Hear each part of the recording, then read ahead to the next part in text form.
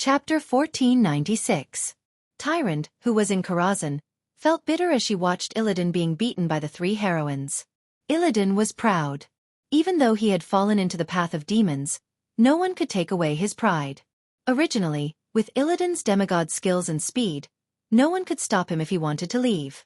Living an ignoble existence was not something that every expert could do. Illidan was still angrily attacking every enemy in his field of vision. He used his dual blades and his dark magic, but everyone could see that he was rapidly weakening. Rumbling sounds came from all over the Black Temple. At first, it was fierce, but in the last few minutes, it had calmed down. That was the end of the battle. The allied army dragged the wounded away and left the rest to the logistics team to clean up the battlefield. They killed the demons that were not completely dead, then blew up those that needed to be blown up, and purified those that needed to be purified. Even if the Outland would one day collapse, before that day came, the Black Temple would still be returned to the Draenei and renamed to the Temple of Karabaer. Illidan was like a cornered beast. He still had too many things to do. His dreams had not been realized. His grand blueprint had only been completed a few pieces. Was he going to give up just like that? No. He was not willing. He was not willing. Even if he lost to anyone, he could not lose to Duke Marcus, the hateful human who had stolen Tyrant from him. No. Did you see that? Did you see that? I haven't lost.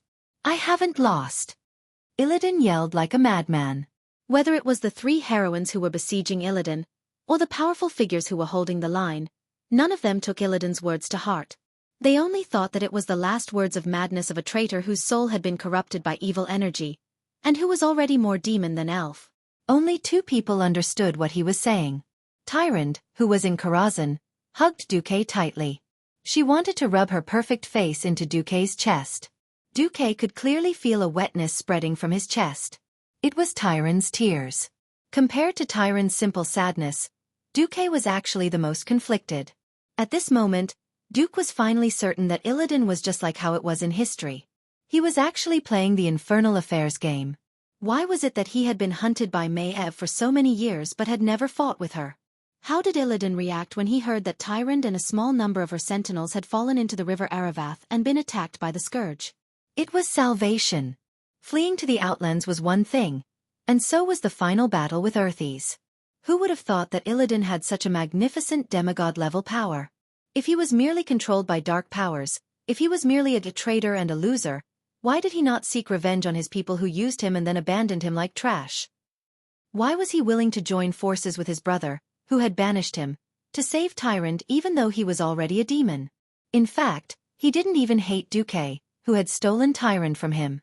He didn't even want to kill Duque. Yes, his goal had never changed. He loved Tyrant. As long as Tyrant was happy, he would even allow Duque to continue living in this world. He respected and loved his brother, and he also loved the people who had created his lover and brother. He had made mistakes, and he had never denied his mistakes, but his original intention had never changed. So, even at the very end, he who was eager to prove his strength, the person he wanted to fight was not Maiev who had been chasing after him for so many years, nor was it Vashti who was born as a high elf and then betrayed him. Instead, it was the hoof that had nothing to do with the elves, Iriel. Was this not a little ridiculous? But it was not ridiculous at all. At this moment, Duque heard a famous quote from his history. Betrayal? In fact, I am the one who was betrayed. I am still being hunted by people, and I am still hated by people. Now that I'm blind, I can foresee the future that others can't. Sometimes, fate must be in your own hands. No matter what you think, no matter what you do, I want to protect you. Even if he had fallen into the path of demons, he still wanted to protect his lover and people. It was really amazing. Unfortunately, he had no one to tell, and no one would know. On the scene, Illidan released his final ultimate move. Suddenly, dozens of shadow fiends the size of small hills appeared on the platform of the temple. This kind of demonic creature that lived in the shadows had very disgusting characteristics. This was a special skill that was completely different from elemental magic. It could directly attack the target's shadow on the ground, causing the shadow to bite the target. The feeling of the body forcibly entering a coma state, but one's mind was abnormally clear, anyone would feel terrible. The Kiraj twin emperors, Kael, Vats, and Vashti were all instantly imprisoned by these huge shadow fiends. With their strength, The imprisonment only lasted for a short moment, maybe a tenth of a second, or maybe even less. Even if Maev, who had not been hit, summoned a powerful, heavenly vengeance, and did not fall into a coma state, he was still busy. Duque also looked busy. He let Alonso's doppelganger fiercely attack and clean up the surrounding shadow fiends.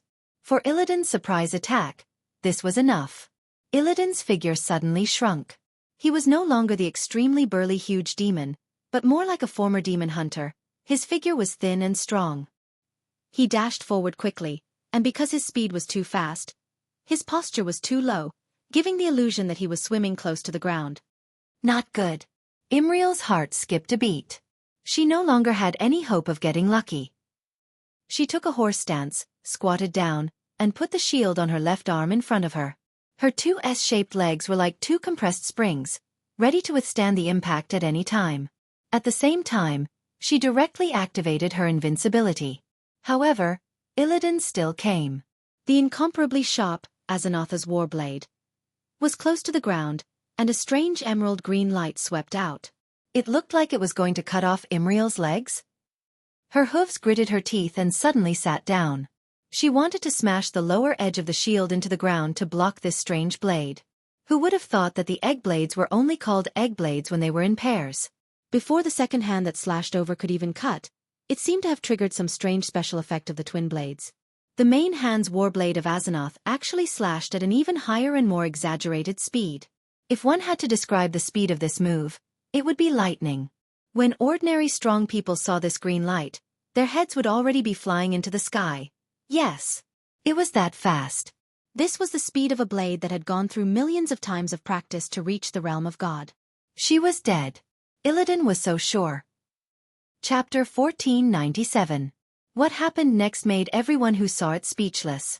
If Illidan's slash had missed, and his all-out attack had been dodged by Imriel, he might have admitted that Imriel had grown into an unimaginably strong enemy in the short but intense battle. But the person who changed the course of this deadly attack was Duke Marcus. This made Illidan unable to accept it.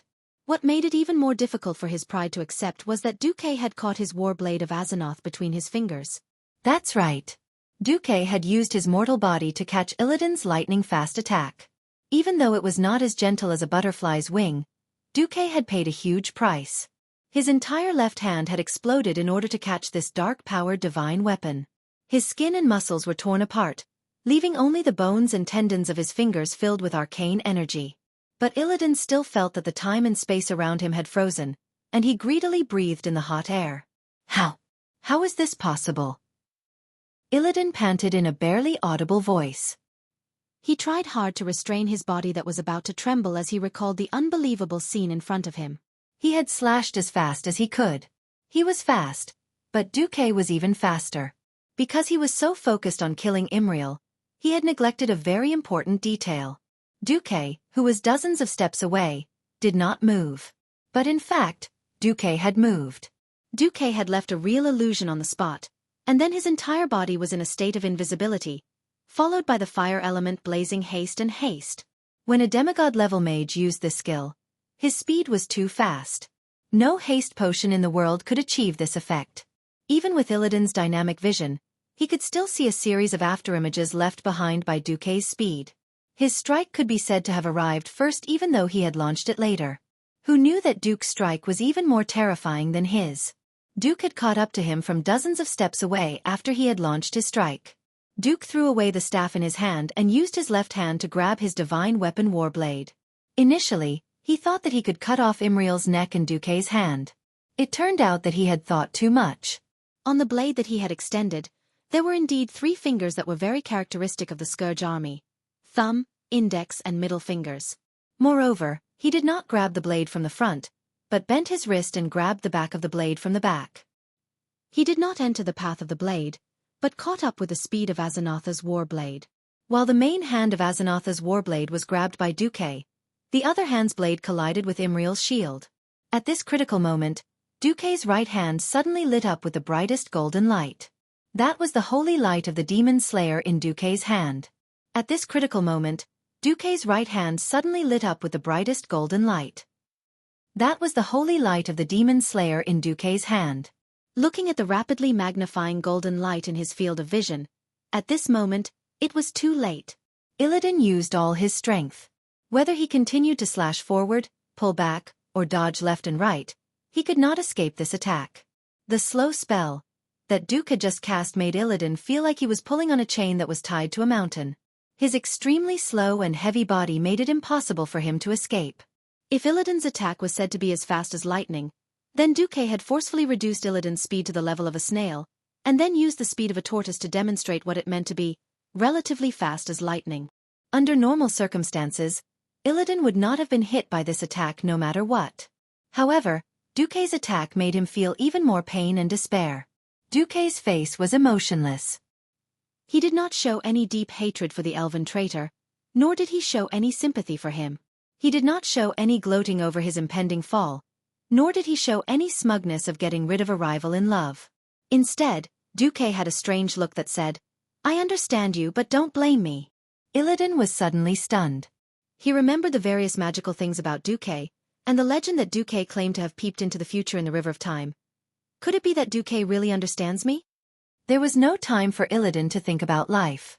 The gorgeous golden sword finally pierced into Illidan's chest. Anyone could see that it was where Illidan's heart was. Ah! The sharp blade pierced through, but the pain of the sharp weapon was secondary.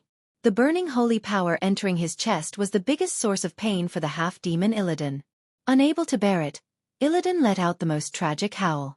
Almost instinctively, Illidan made a dying counterattack against Duke.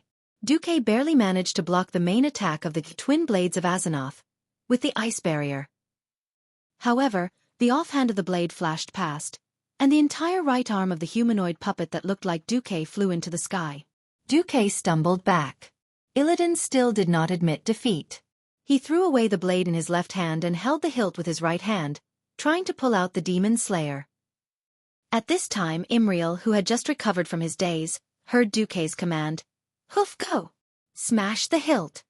Heroes were heroes because they had the courage that mortals could only look up to. Even though he had just escaped from being decapitated again, Imriel's legs under his bow suddenly straightened, and his whole body shot out like a cannonball. "Go to hell, so-called king of the Outlands." Hoof used a shield to forcefully block Illidan's main blade, raised the warhammer high in the air, drew a beautiful golden arc in the air, and used the last bit of strength in his body to smash the bottom of the hilt. Like a hammer hitting a nail, the demon slayer, which was originally only halfway into Illidan's chest, finally broke through Illidan's extremely strengthened demonic body, pierced through his chest, and came out from his back. That was not all. The powerful impact nailed Illidan to the ground. Just a moment ago, Illidan did not understand why Duke was so stupid as to throw away his staff and take the blow with his own body. Now he understood. Atish was much more valuable than Duke, a human puppet. And Atish, which was thrown out, did not go anywhere. It was now standing behind him. This divine artifact staff with rare spatial characteristics had already sealed the entire space around it. Illidan's storm rage had nowhere to run. Ah! Impossible! How could you even calculate this? Illidan's eyes were red. He roared and struggled, only to find that he was like a nailed frog. He could not move at all on the ground that had been solidified by spatial magic. The dark energy in his body flowed out of his body like a flood. Chapter 1498. Illidan was fading rapidly. At this time, the experts had already broken free from their predicament and surrounded him again. If Illidan had forcibly transformed himself back into his previous night elf form in pursuit of speed, then Illidan could no longer maintain his demon form and became like an elf. Unfortunately, the shriveled bat wings, the demonic hooves that were beginning to degenerate into toes, and the shrunken demonic horns made Illidan look a little out of place. Demon! Dang! Hoof raised his warhammer high, obviously wanting to smash Illidan's head into a watermelon. Wait! Duke grabbed the Hoof's wrist with his left hand. His hoofs trembled as if he had been electrocuted. Originally, a young girl being grabbed by a skeleton-like hand was definitely a horrifying and disgusting thing. Unfortunately, it was this broken palm that brought back Imriel's memories from a few seconds ago. If it wasn't for this hand, I would have been beheaded already, the dreamy-eyed girl shouted in her heart. She didn't know when her heart had started to ripple. She lowered her head and acquiesced to Duke's actions. Ah! Illidan was still struggling, but at this time he looked extremely ridiculous. At this time, even Maiev had put away her metal sawtooth wheel, but half of her face was still covered in frost. Everyone could see that Illidan's injuries were severe, but not fatal. Commander Marcus, this traitor is too cunning. Please allow me to execute Illidan immediately. At least Maiev hadn't completely lost his mind because of hatred. He understood that the decision was now in the hands of Xueqi, the commander of the alliance. Xueqi secretly let out a sigh of relief. At least when Akuma went to save Maiev, he first told her about the alliance's situation. That was the right move. Xueqi raised his chin slightly. If Sir Shadowsong wishes to kill a demon, I naturally have no objections. But it seemed that Illidan's storm rage was not a simple demon. After all, not a single demon in a weakened state can survive a full-powered strike from me, not even Archimonde. At this moment, everyone remembered that Xueqi was the hero who had personally stabbed Archimonde in the back on Mount Hyjal and killed the commander of the Burning Legion. Moreover, the holy light in front of them was real. Duke and Irel's holy light was as powerful as a nuclear bomb to a demon's vital organs. Illidan was still alive. It could only be said that the part of him that was an elf was still the majority, and the appearance of a demon was just a facade. Hearing Xueqi's words, Ma Sun was speechless. At this moment, Tyrant hurriedly appeared. She borrowed Xueqi's strength to cast a projection. Maiev Shadowsong. Thank you for your efforts in pursuing Illidan. But Commander Marcus was right. Since Illidan's main body is still a night elf, he must receive a fair and just trial for his betrayal. Xueqi pursed his lips. Did you hear that? Maiev Shadowsong. Yes. Maev's hands were trembling, and she clenched her teeth tightly. Xueqi stepped forward and whispered to Maiev, if a hunter no longer has prey, then a hunter is no longer a hunter. Do you understand what I mean? This time, Maev's whole body visibly trembled. I understand. Xueqi smiled. Very good. Before Illidan's trial by the Alliance Assembly, I will leave him to you, Your Excellency Maiev Shadowsong. Don't worry. Maiev immediately displayed her profound skills as a warden. First, she took out a pair of glittering golden shackles and locked Illidan's limbs. Then, Xueqi used an arm made of holy elements to pull out the demon slayer sword. Illidan shouted, Kill me! Kill me! I am the king of the Outlands. I am Illidan who slaughtered countless orcs and Draenei. Kill me! A king should not suffer such humiliation. Maev's face was cold. You are not AF ** King. You are just a shameful traitor. As she said that, she stuffed Illidan's mouth with a piece of ragged cloth. This scene made Tyrant, who was watching from Karazhan, worried. Since Illidan had been defeated, there was no need to worry about the rest of the small fries. Xueqi gave a slightly strange order. Destroy all demons, but try to capture as many of the Illidari demon hunters as possible. Hoof did not understand. Why not kill these fallen ones who have fallen into evil and use dark energy as their power? Whether they fall or not depends not on what they say or what power they use, but on what they do. If the final result proves that they are actually on the side of justice, and that they have done more than the sacrifice, then I think they can be forgiven for what they have done. When Imriel heard this, she shook her head forcefully. I am sorry, Xueqi. I cannot agree with your point of view. I think we may have a very big difference of opinion. Difference of opinion. Xueqi smiled. At the same time, he turned into the dark and entered the shadow form of a priest. Xueqi's ability to use the conflicting powers of holy and shadow form at the same time was enough to shock Hoof. What shocked Hoof even more was what Xueqi said next. What if I told you that the Alliance Commander Duke Marcus standing before you not only knows how to use dark energy, but was also a high-tier Void Lord of the Twisting Nether? You. Imriel felt that something that he had been holding on to was crumbling. What if I told you that I used this to infiltrate the Burning Legion, and finally blew up Sargeras's largest fortress in the Twisted Nether during the Ancient War, killing at least 5 billion demons? Xueqi's casual words had a huge impact on Hoof's heart. Every Draenei could count their own history. They knew how many times their race had managed to avert disaster. One of the most unsolved mysteries was that in a battle 10,000 years ago, the Burning Legion had clearly gained the upper hand, but they suddenly withdrew all the demons and let go of an easy victory. This was known as the greatest mystery. Now, this eternal mystery seemed to have an answer. Imriel was completely stunned. No, not just Imriel, even Illidan, who was struggling as Maev dragged him away from the platform of the Black Shrine, was deeply shocked. Xueqi's words echoed in his mind over and over again. At this moment, Illidan was finally sure that Xueqi, who was more like a demon than killed Jaden, who was best at scheming, must have guessed his thoughts. Of course, he also guessed that Xueqi was explaining to him what kind of situation he and Tyrant were in back then. "Awoo! Awoo! Xueqi, you bastard!" Illidan was very agitated as he struggled. Maev's eyes showed clear disgust, and he kicked Illidan in the head. "Shut up! You traitor!" Chapter 1499. Victory! Long live! The wild dwarf drank from a bag of liquor and fired into the sky. "For our world!" The heroic orc beat his chest with force. "Karabear! We're back!" The sentimental Draenei knelt in the corners of the temple and cried bitterly. Illidan's capture symbolized the end of the Allied army's outland expedition. All that was left was to clean up the remnants of the Allied army. This was very different from the historical alliance. The original alliance would at most send some guys on horseback to the various cities and towns to declare victory. In this life, Xueqi was in power, and the alliance's approach was more open and transparent. During the days of the alliance's battle, almost every day, there would be thieves or hunters who were specially named by Xueqi as Hong Kong reporters, reporting back to the front lines of the alliance in Azeroth. From the simplest march in hard life, to the laying of railroad tracks, to the battle at Hellfire Citadel, and then to opening the passage to Shotrath City, followed by the elimination of the fell orcs and the battle at Moonshadow Valley. As long as it was a town or factory with more than 1,000 people, there would be a special mage team stationed to report in the form of magic images and audio. Even smaller villages would use a method similar to newspapers for publicity. Although in order to control, Xueqi deliberately delayed the report by 3 days. Of course, this could also be attributed to the inconvenience of communication in the Outland.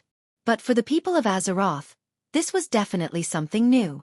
Just like what Xueqi had always emphasized to the higher-ups of the Alliance, we don't just need the soldiers to know what they're fighting for.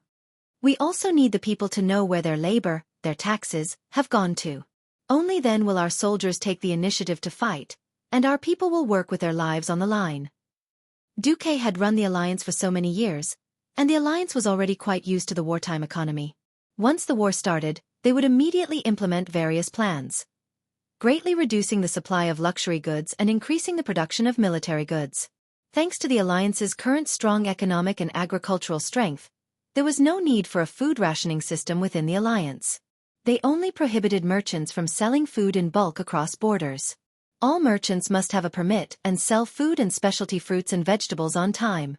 In almost all the military industries and logistics industries, the workers automatically and consciously worked overtime, and many workers even proposed to waive overtime pay.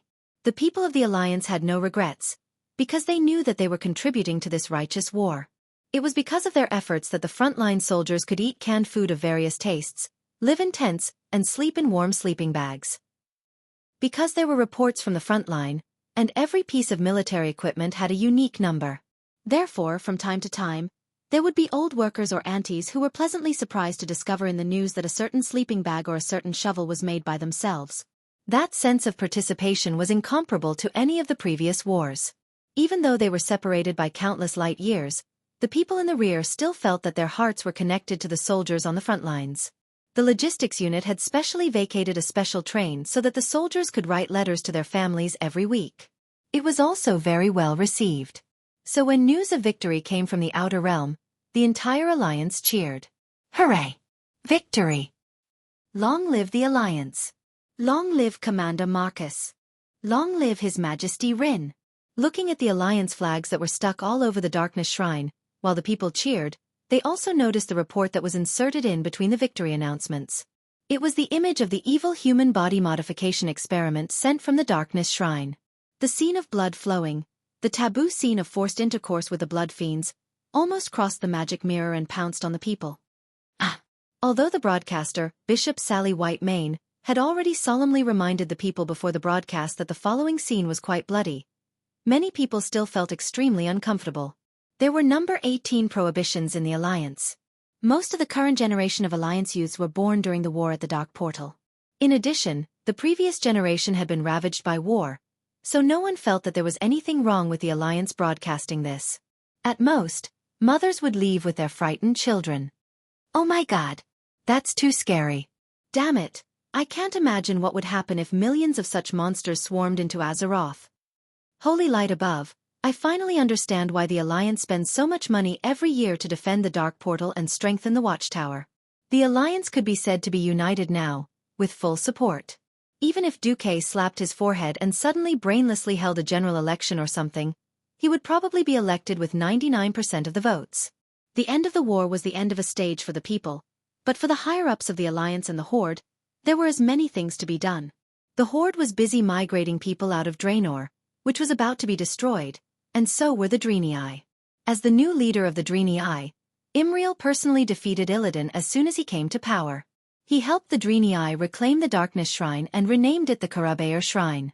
This made Imriel's position suddenly stabilized. Although it was impossible to invest any manpower and resources in the Karabaer Shrine because of the collapse of Draenor, it was completely different to give up on the shrine and snatch it from someone else and then tell them that they didn't want it. With Xueqi's reminder, the Draenei also began to prepare for the migration of the entire tribe. The initial plan was to fly the Eye to Mystic Blue Island in Azeroth. This was completely different from history. In history, it was a dumb guy who listened to an egg's order to kill the Draenei, and the Draenei were desperate, so they flew a spaceship that looked like a large escape pod to Azeroth. In this life, it was the Draenei who methodically flew the entire spaceship to Azeroth. This was a completely different concept. Xueqi and the higher-ups of the Alliance all believed that with the Eye, they would definitely be able to strengthen the air defense around Darnassus. After a busy day, Xueqi finally left Karazhan's command room and returned to his bedroom. After becoming a demigod, the physical fatigue would no longer exist. Now, it was just that there were too many things to do, and he was mentally tired. As soon as he returned to his room, Xueqi felt that something was wrong. The room was very dark. Someone had turned the magic lights to the darkest. Then, Xueqi was shocked. He was not surprised that there were maids, dragons and maids in his room. But for this high priest who suddenly appeared, wearing a nude apron, Xueqi was really shocked. Damn. Could it be that the little notebook I hid under the bed that I wrote when I was bored has been found? Tyrant smiled charmingly and gently cupped her face with her left hand. My dear, you're back? Then do you want to eat first, or take a bath first? Or eat first? What about me? Chapter 1500. There's such a benefit? Xueqi's eyes lit up. When he first taught Tyrant, she refused no matter what. After 10,000 years, even though Tyrant had accumulated a lot of pressure, there was a subtle change in their standpoints. From an ill-fated relationship to a true relationship, Xueqi never forced Tyrant to do anything she didn't want to. In the harem, it was undeniable that Xueqi was very interested in Tyrant. From a priestess who was as pure as ice and jade, to slowly tormenting her, and the millions of night elves outside worshipping his woman. This feeling was as if he was scribbling on a piece of white paper, smearing it with traces that belonged only to him and then framing it up. A bunch of ignorant bystanders would worship it as a holy object. That kind of domineering monopolization and flaunting was displayed to the fullest. It was a pity that due to work, they didn't spend much time together after reuniting. In order to cherish the opportunity, Xueqi rarely asked Tyrant to do anything special. Usually, Tyrant would do whatever she wanted to do. Who would have thought that Tyrant would actually dig out his little notebook and become a self-taught genius? Even though Xueqi had purposely stayed there to see which genius would come and try it out, Xueqi had thought that Vashj would make the first move. He didn't expect Tyrant to be the first to taste the crab. Even though he knew why Tyrant was here, the sly Xueqi didn't hesitate to eat the sugar coating first. Xueqi smiled like a fox. Which one do you think I should choose?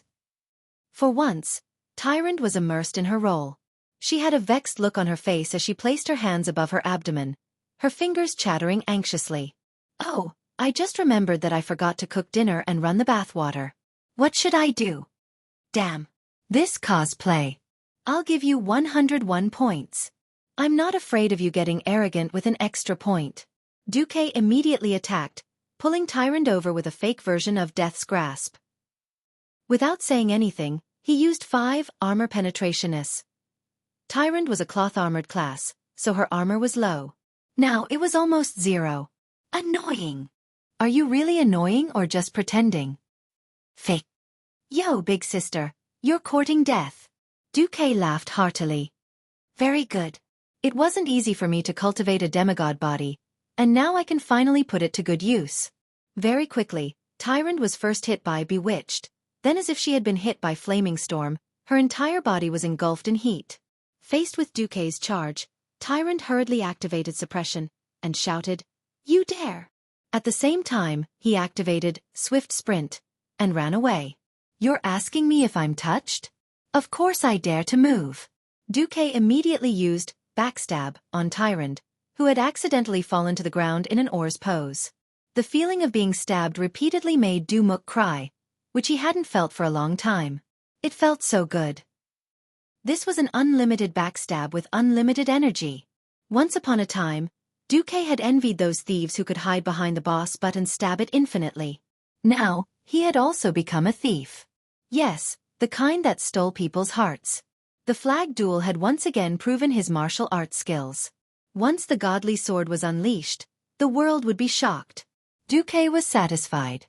After defeating the fairy, Tyrant curled up in Duque's arms like a cat. "Duque." "Yes. Thank you." Duque did not say anything.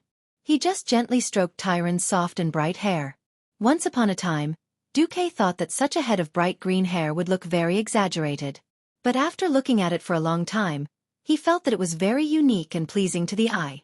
After being together for so long, Duque naturally did not suspect that Tyrant still had feelings for Illidan. It was just a kind of attachment, a bond that could not be severed as they grew up together. Tyrant also did not doubt whether Duque would execute Illidan. She knew very well that if Duque wanted someone dead, he would not show mercy on the spot. He would not hold a trial later and make her feel uncomfortable. When Duque pierced Illidan's chest, it looked like he was aiming for his heart, but in reality, it was in the narrow space between his heart and his left lung. If it was a thicker weapon, Illidan would probably be dead. Duque's Demon Slayer sword was obviously a piercing sword. Since such a large amount of holy light directly into Illidan's heart did not kill him, Duque would not stab him again. So this time, Tyrant's apron play was to thank Duque. The next meeting of the Alliance leaders was the same. In Storm Fortress, Duque spoke passionately. "I used holy light that was enough to kill Archimonde, the commander of the Burning Legion, and pierced Illidan's chest. After that, Archbishop Imriel used the same powerful holy light attack, but it did not kill Illidan. Instead, it purified the demonic blood in his body. So I do not think that Illidan is truly evil. Here, I object to Illidan Stormridge's execution." Imriel could not sit still and stood up on the spot. "Wait, what about the tens of thousands of Draenei that Illidan killed during the time he informed Draenor? What about the blood debt of my people?" Duque was silent for 2 seconds, then sighed. "Archbishop Imriel, between countries, between races, it is not just simple hatred. In the face of a stronger enemy, we must all learn to let go of our hatred. Every leader and king present had experienced the cruelest battle at the door of darkness. Every one of us had friends or family who died at the hands of the orcs. Because of the existence of the Burning Legion, now we have no choice but to form an alliance with the orcs." This time, it was Imriel's turn to be silent, but the stubbornness in her heart made her raise her head again. "What if the Draenei insist on Illidan Stormridge's death?" The hall fell into a dead silence. Tyrant secretly clenched her fists. To her, in front of the High Duke, she had no position to oppose the Draenei's pursuit. At this time, Jaina spoke up. "The Alliance is an interracial, multi-kingdom alliance that aims to maintain peace and security in Azeroth. Our aim is to seek common ground while reserving differences. If we cannot resolve the problem through discussion, we can only vote at the Throne Conference. The minority must obey the majority. When the results are out, any country or race will only have 2 choices. One is to accept, and the other is to choose to leave the Alliance. Also, when the Draenei first joined the Alliance, they did not ask for the Alliance to kill Illidan Stormrage for the Draenei. They only asked for the survival and safety of the race. The Alliance has no obligation to start a war of revenge for the Draenei. After all, this was before the Draenei joined the Alliance." Imriel was speechless. Whether she was a leader or a politician, she was too inexperienced. Chapter 1501. At this time, Duque rolled his eyes at Jaina. Jaina immediately knew that she had gone too far with her words. Too far? Perhaps so. But Jaina did not regret it. In Jaina's eyes, This Draenei girl did not understand politics or a country at all. Without Valen, the Draenei race would not be of much use to the Alliance. Their population was small, and their combat power was low. Their once advanced technology had all been lost and could not be used at all. Valen, the only person who knew the secrets of the Eredar clan, had been sucked into the soul box. As for the Naru, they were two different races. If they had the heart to persuade the Naru, once the Naru and Draenei were separated, the Draenei would be a burden to the Alliance. In a situation where there was no political leverage, Imriel still insisted on Illidan's death. Putting aside the relationship between Illidan and Tyrande, just the fact that Xueqi did not make a move meant that there must be a reason behind it. This girl who looked like Eredar was really stupid. Jaina raised her chin slightly and stuck out her nose. She did not speak. In the throne room, there was a strange silence. This time, not only Imriel, but even Meryd, who was beside Imriel, felt that something was wrong. If one had to describe the atmosphere, it would be estrangement. There was an invisible barrier between Imriel, the leader of the Draenei, and the other leaders of the Alliance, but everyone could feel it. Meryd, who was standing beside Imriel, used his elbow to poke Imriel's arm. Imriel finally understood. She raised her head and said in a clear voice, "I am sorry. If I do not execute Illidan, who is stained with the blood of my people, I cannot answer to my people. If there is a special reason, I am willing to listen." Imriel's attitude was neither humble nor arrogant, and she received praise from many leaders of the Alliance. At least, Master Craftsman Jurban and Kudrin looked at her with approval. "All right." Xueqi sighed deeply. "All leaders with voting rights, please stay. The rest, please leave for now." Everyone's heart skipped a beat. It was rare for a throne conference to take such a confidential measure. This meant that what Xueqi was about to say was the absolute secret of the Alliance, or even the entire Azeroth.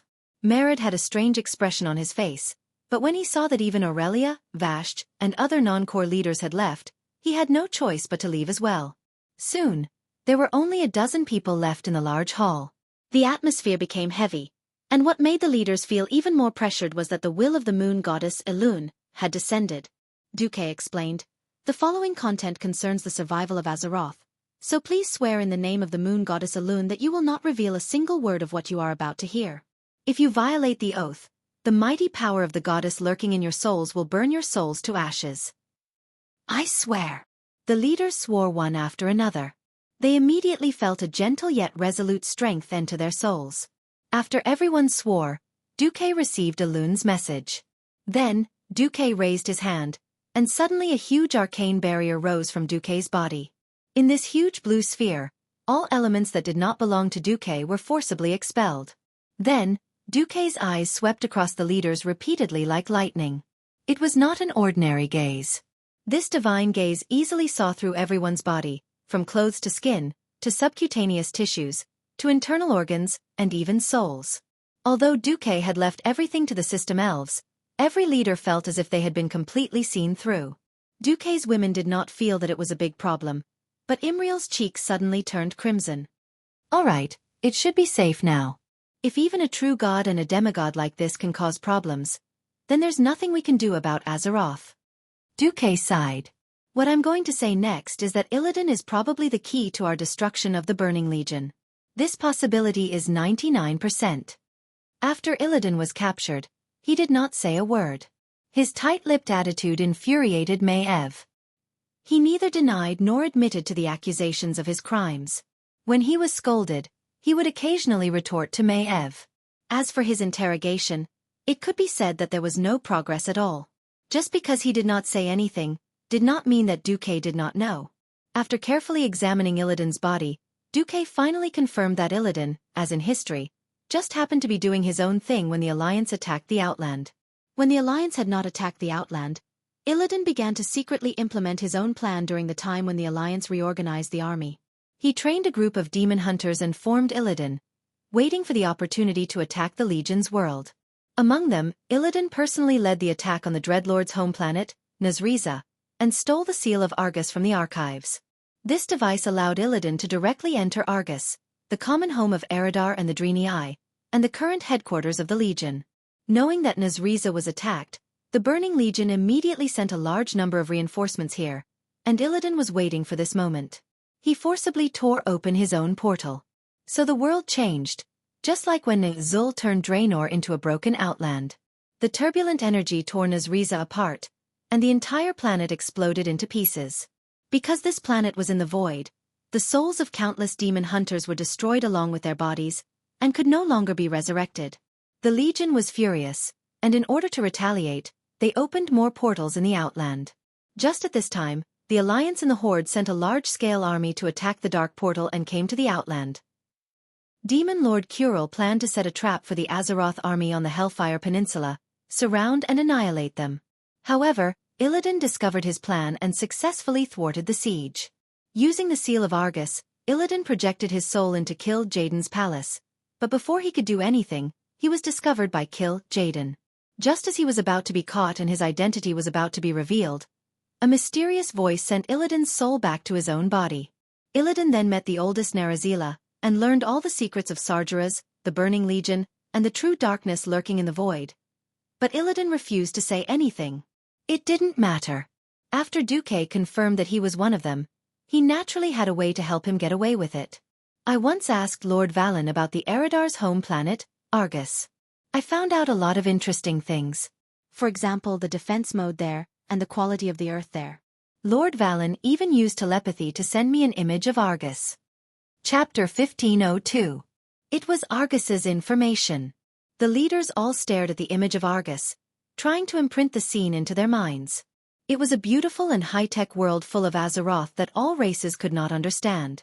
Of course, all of this was purely an image from 25,000 years ago when Argus had not been split. However, there were many things that would not change, such as the palaces of Archimonde and Kil'jaeden. Xueqi pointed to a place. Everyone, please pay attention to this place. Everyone noticed that it was a brick with a psychedelic color. Then, Xueqi took out a small stone from his dimensional bag.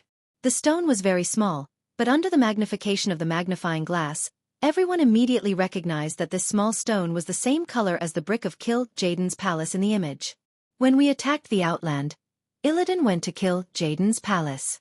That doesn't prove anything, right? William said neutrally. Xueqi did not refute. He first summarized the defense system of Kil'jaeden's palace and made it into a list for everyone to see. Then, he took out a magic mirror photo. Everyone, look at the mark on Illidan's leg. This time, everyone did not speak. Xueqi said again, the question is, if it was a normal summon, why would it trigger the defense system of Kil'jaeden's palace? Imriel clenched her fists and did not speak. Xueqi switched the image. It was a group of night elves with partial demonic appearances. Now, look at Illidan's Illidari army. They call themselves demon hunters, not half-demons. We have confirmed that the method used by this group of demon hunters is to kill a powerful demon, then extract the essence of the demon's soul, seal it with a special magic, and suppress it in their own bodies. This way, they obtain the powerful strength of the demon. Please note that the souls of the demons that are treated in this way cannot return to the twisting nether and be resurrected. Every leader had the same question in their hearts. Would the Burning Legion really let Illidan do this? Please note that after I and the former Archbishop of the Holy Light, Alonso's fail, the souls of the demons that they used included powerful demons like the Lesser Void Lords. When I fought in the Ancient War, there were only 1,000 demon overlords in the Twisting Nether. At this point, everyone had a more reasonable judgment in their hearts. Whether or not Illidan was against the Burning Legion was another matter. At the very least, he was definitely not loyal. Xueqi really wanted to say something like, when I returned from the Ancient War, I was fortunate enough to peek into Azeroth's future from the River of Time. I saw Illidan in the middle of planet Azeroth, which is now the location of the Great Maelstrom, fighting against the Burning Legion. But after some consideration, Xueqi said another version of the statement. The situation in front of us now is that Illidan's strength has reached the level of an intermediate Void Lord. None of us here have the power to completely destroy his soul. If we kill him, his soul will return to the Twisting Nether. If he is our enemy, then he can still be resurrected by Kil'jaeden. At most, his strength will be reduced a little, but he can still continue to attack Azeroth. At this point, Xueqi made his final statement. On the other hand, if he is really what we think he is, then a living Illidan is more valuable than a dead one. This time Imriel really had nothing to say, but she raised another question. All right, I accept the reason for not killing Illidan. But how should I appease my people?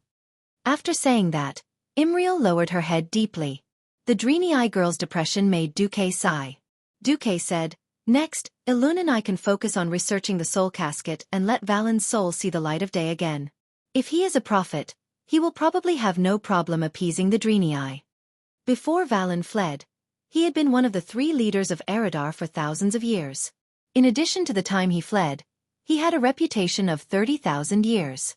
How could a rookie leader like Imriel compare to him? This was already the best result. Xueqi clapped his hands to get everyone's attention. "All right, I think there is no need for the throne to vote now."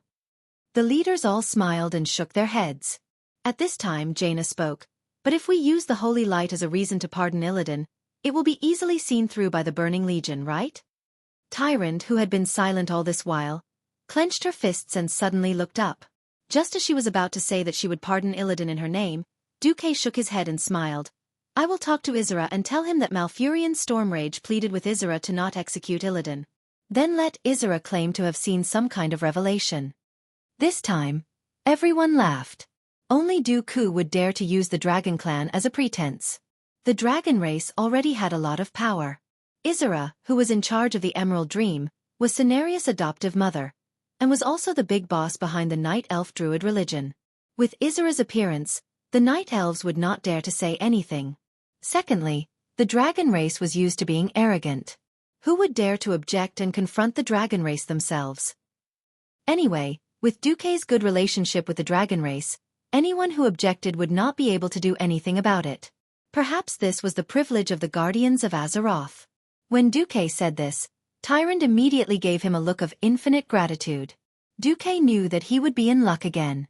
Under Xueqi's manipulation, the impact of Illidan's imprisonment was minimized to the greatest extent. Firstly, Illidan did not attack any race on the Azeroth continent, whether it was the Night Elves or humans. Secondly, the only Draenei who had a deep hatred for Illidan, as well as some Draenor orcs, were all attracted by one thing. Xueqi and Elune worked together to open the soul box, and as a result, a strange situation appeared. The souls of the former Great Chief Orgrim and the Draenei prophet Willan were both trapped in the soul box and could not come out. Both of them used their powerful spiritual power to control the souls in the soul box, but like conjoined twins, they could not be separated at all. Now, if the tribe wanted to communicate with Orgrim, the Great Chief had to come out. If they wanted to find Willan, then Willan had to come out. All right, now both sides could not do without these two. Then what should they do? After some discussion, because the soul box was the Draenei's artifact, the soul box was handed over to the Alliance for safekeeping. The safekeeping place was in Theramore, supervised by Jaina. If the tribe wanted to find Orgrim, they could also come over. It was not too far away. Usually, the tribe could have a small team stationed in Theramore as warehouse managers. Chapter 1503. Illidan was not executed? Death is not the harshest punishment for an evil person. And we need to be clear, who is our real enemy? Who is the evil enemy that forced us to leave our homeland and wander the universe for 25,000 years? In the magic mirror, the Draenei saw the translucent Valen bathed in golden holy light, guiding them as usual. Countless Draenei wept bitterly, thanking the mirror image's direction. A new era has arrived. It's rare for us to meet a powerful organization that has the same beliefs as us and is willing to protect us, the Alliance. We should cherish this opportunity, recuperate, and advance hand in hand with the Alliance. Valen's position in the hearts of the Draenei was unparalleled. The reputation he had accumulated for 30,000 years was not something a new leader like Imriel could compare to. The problem was, Valen was dead, and he could not come out of the soul casket for 24 hours, because it would be an unnecessary burden on his soul. If he could not suppress the resentful souls, Valen's soul might be destroyed as well. This special situation made it impossible for Valen to continue as the leader of the Draenei. It was because of this awkward situation that Imriel's ascension to the throne was inevitable. In addition to Valen's support for his disciple, it could be said that unless Imriel caused trouble with the Alliance, her position as leader was as stable as a mountain.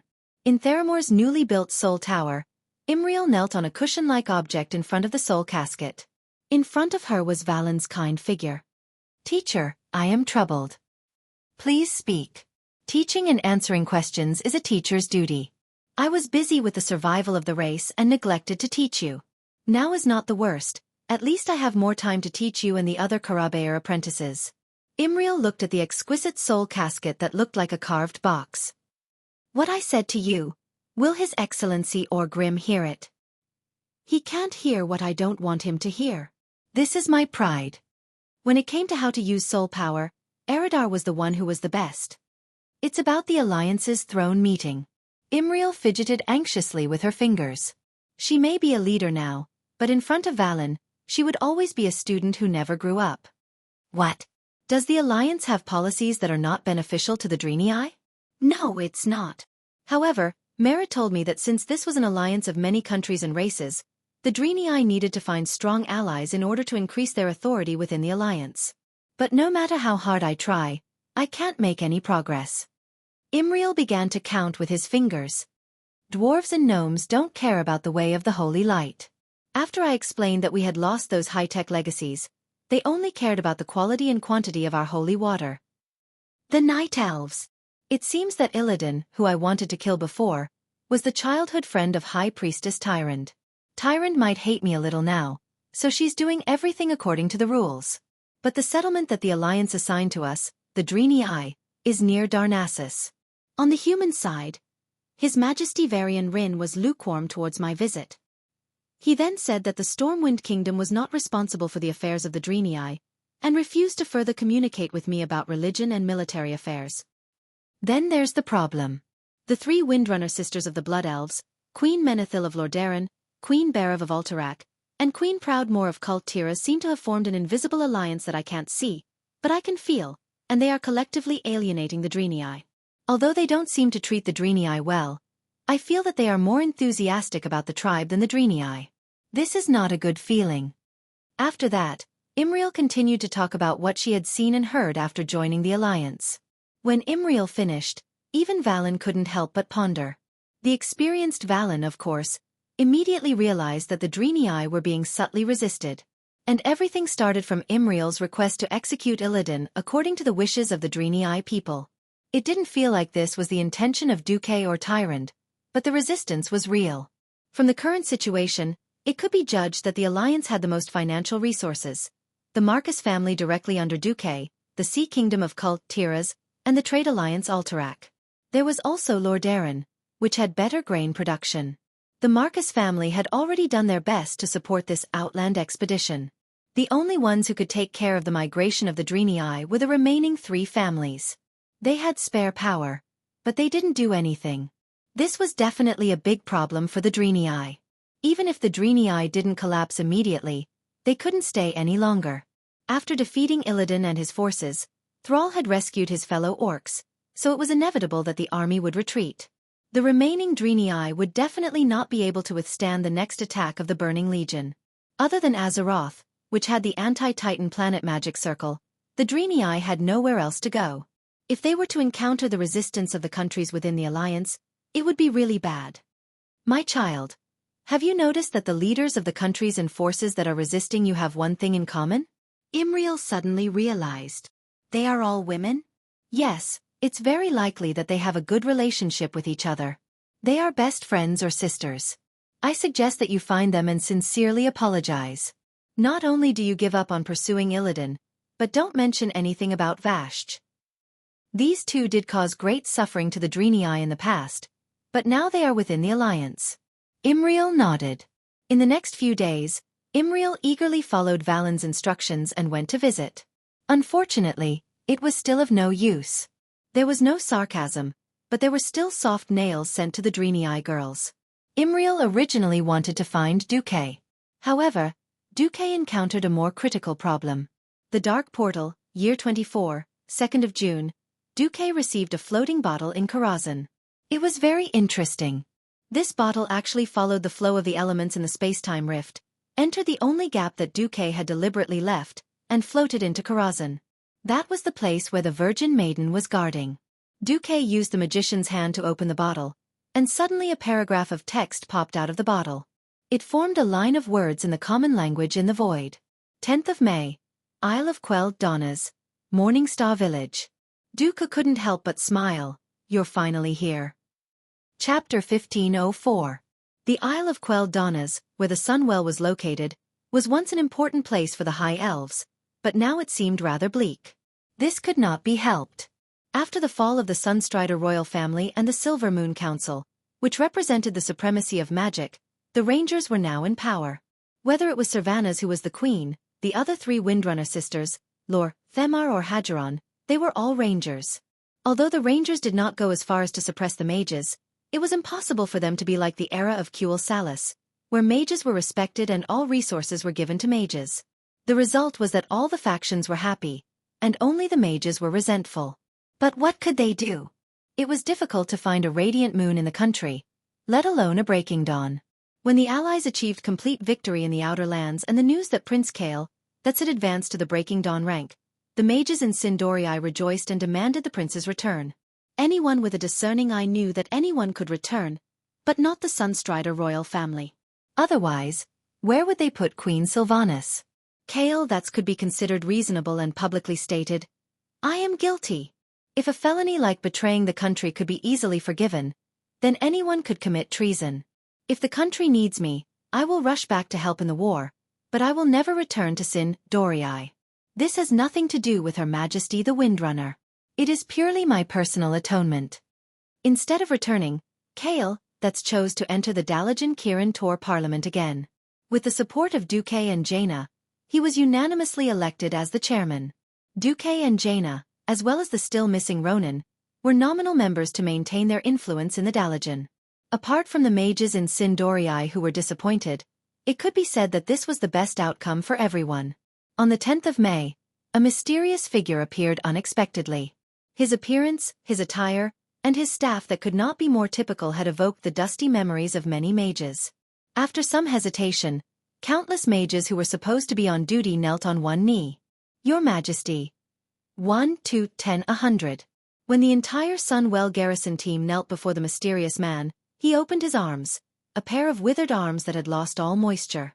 When his hood was blown off by the wind, a wrinkled face was revealed, as well as a pair of soul flames that came from the netherworld that replaced his eyes. That's right.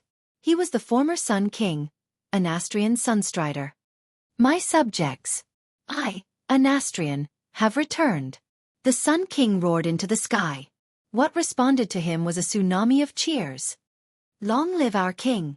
After appeasing the Blood Elves, no, the High Elves who had pledged their loyalty to him again, the Sun King came to a secret chamber and bowed to the two mysterious men who were wrapped in cloaks. "My lords, do you see that? My subjects are still loyal. The Sunwell is still under my control. Now, will the army accept my conditions?" Ha ha ha. It was a crisp and charming laugh. If the Sun King was not a forgotten person like a salted fish, perhaps even if he was still an old man thousands of years old, his heart would still be moved. The two mysterious men took off their hoods. They were the Eridar twins. The high-grade warlock Alisas smiled charmingly. "Sir Kil'jaeden will not forget your contributions." Queen Saloras continued. "He will never be stingy with rewards for those who are loyal to the army. As long as Sir Kil'jaeden successfully descends with the power of the Sunwell, he can promise on behalf of the army that Azeroth will not be completely destroyed. After getting what the army wants, you will be the king of Azeroth. If there are no problems, then let's sign this soul contract in triplicate. One for you, one for us to take back to the Twisting Nether for archiving, and one for Sir Kil'jaeden. Sign it, and you will be a member of the glorious Burning Legion. Sir Kil'jaeden promises to give you the treatment of a mid-tier Void Lord." The Gemini's voice was full of temptation. Most importantly, it was still the will of the Sun King. He hesitated for a moment, then gritted his teeth and signed it. A few big flamboyant words were left on the 3 soul contracts, which also symbolized the fall of his soul. He could clearly feel that as he signed his name, a part of his soul was forcibly separated and flew to the distant void, becoming Kil'jaeden's biggest bargaining chip to control him. This was the price. Anastrian's betrayal was both accidental and inevitable. It was very different from the Forsaken in history. Originally, Queen Sylvanas was the leader in history, and she even turned Lordaeron into the Undercity. In the entire Lordaeron continent, apart from Gilnis and the Eagle Nest Mountain, there were no standard alliance countries. Because of Google's instigation and the escalation of various conflicts, The Alliance and the Horde worked together more because of the situation, and not as closely as they were in this life. In the continuous local and large-scale conflicts, the Forsaken, who were originally at odds with the Alliance, were able to kill a large number of humans and obtain soldiers to replenish their numbers. The Forsaken in this life were miserable. After the Sun King refused to accept the control of the Lich King and became independent, Lordaeron was quickly destroyed by the Alliance army gathered by Xueqi. The Undercity was destroyed before it was officially established. It was chased across the sea miserably and hid in Winterspring. Winterspring was not a good place either. There were a large number of blue dragonians there, as well as the two-headed chimeras, who were all extremely ferocious fellows. It was not easy for them to seek refuge with the Horde, and they originally wanted to use the banner of the Horde to check and balance the Alliance. Who knew that under Xueqi's suppression, the Horde was basically in existence like a lackey. And Sal saw him and his Silver Moon Council as more of a thug. The most annoying thing was that the resurrected Orgrim, who he used as a stepping stone to seek refuge with the Horde, was basically a mountain of his own among the Forsaken. He pulled away all the Death Knights and warriors of Orc origin, and they were more closely united around the Orcs instead of listening to him, the king of the Forsaken. The Horde signed an alliance with the Alliance, and the Forsaken could not find soldiers to replenish themselves. The corpses of the Alliance soldiers could not be converted, and no one in the tribe except for the Orcs cared about him, the Sun King. Even if the Orcs became Death Knights or warriors, they still did not listen to him. In fact, the entire Forsaken tribe was really driven to a dead end. After fighting Silithus, they fought the Outland. Apart from getting a bunch of equipment that was not too superb, the loss of manpower was the most painful thing for the Sun King. The Silver Moon Council, which had been a Forsaken with him, was now only a name, and there were only 2 or 3 of them left. If the proud Sun King wanted to regain his strength and become an overlord, he really could not think of a good way. In desperation, he thought of the Burning Legion. Chapter 1505. Power was one of the sweetest poisons in the world. Once you got used to the feeling of being in control of the country, you would no longer consider giving up. Having been at the peak of power for thousands of years, the taste of power had long been imprinted in the deepest part of an Astrian's soul. In order to retain power, he could rely on Arthas, who seemed stronger at the time, and the Lich King Nazul behind him. When he realized that he was not used to being a servant and being treated as a slave, the stubbornness in his soul immediately flared up. Thus, during the 3rd battle at the Dark Portal, he easily betrayed the Lich King. After joining the tribe, when his subordinates were killed again and again, and his strength was constantly reduced, he could not bear it anymore. Thus, in the Outland, he secretly found a way to kill Jaden from a captured demon. Even after relying on the Burning Legion, he was still very careful. The Legion was not invincible. The tragedy of the ancient war and the Archeron's bones had repeatedly proven this. In the deal with the Eridar twins, he repeatedly emphasized that only when killed Jaden completely descended to Azeroth would he raise the flag of rebellion in the tribe and respond to the Burning Legion. Before that, he would still be the most loyal servant of the great chief, Sal. The Eridar twins laughed coldly. This laughter made Anastrian's hair stand on end.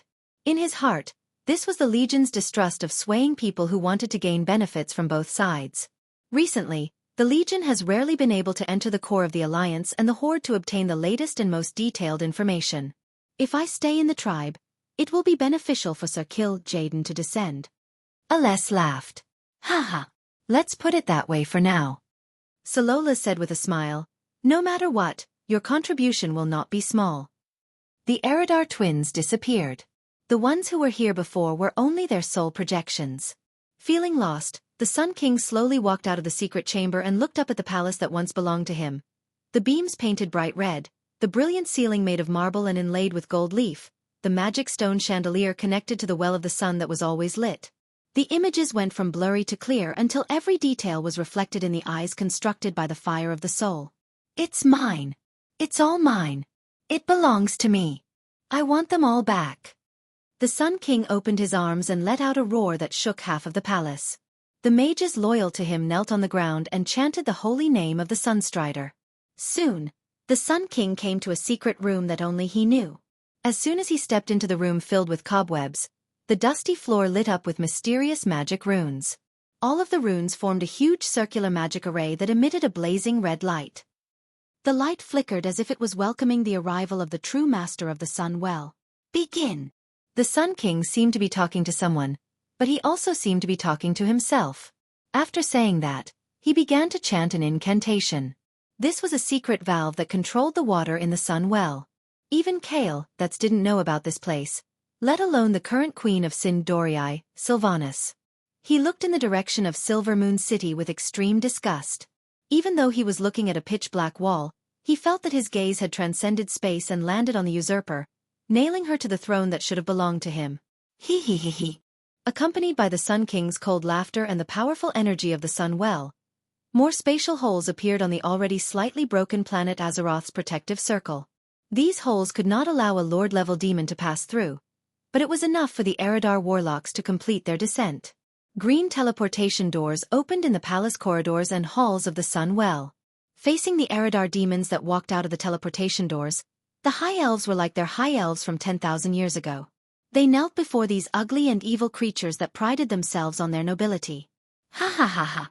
The Eridar warlocks began to cast spells, injecting evil energy into the bodies of these self-indulgent High Elves, rotting their souls and bodies. Every High Elf's body changed. A pair of black goats' horns grew out of their foreheads. Sharp, vampire-like canine teeth grew out. Their originally fair skin turned the color of wheat, and there were many evil runes on their skin. A pair of short black wings grew out of their shoulder blades, making them look a little out of place. There was also the green evil light that flowed from their wrists and ankles. They had turned from pure elves into a demon subspecies, Shadowblade elves. But they did not regret it, because they felt an unprecedented surge of magic flowing in their bodies. For a moment, fanatical laughter and praises came from every palace in the Sunwell Highlands.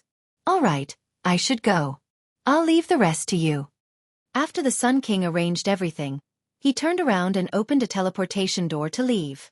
Unfortunately, those who saw him off were not only his subordinates, but also Xueqi. In Karazhan, Xueqi hugged Sylvanas affectionately. Beside him lay Aurelia and Sasha. When they saw this scene, their bodies trembled in anger. Anastrian! You bastard! It's not enough to betray all of Quell Dorii. You want to betray Sin Dorii as well? If not for Xueqi holding her, Queen Sylvanas would have probably jumped up on the spot and killed her way to the Sun Well, stopping the escaping Sun King and beating him up first. Xueqi smiled, and there was a hint of nonchalance in his smile. The reason why conspiracies are scary is that before they start, everything is unknown.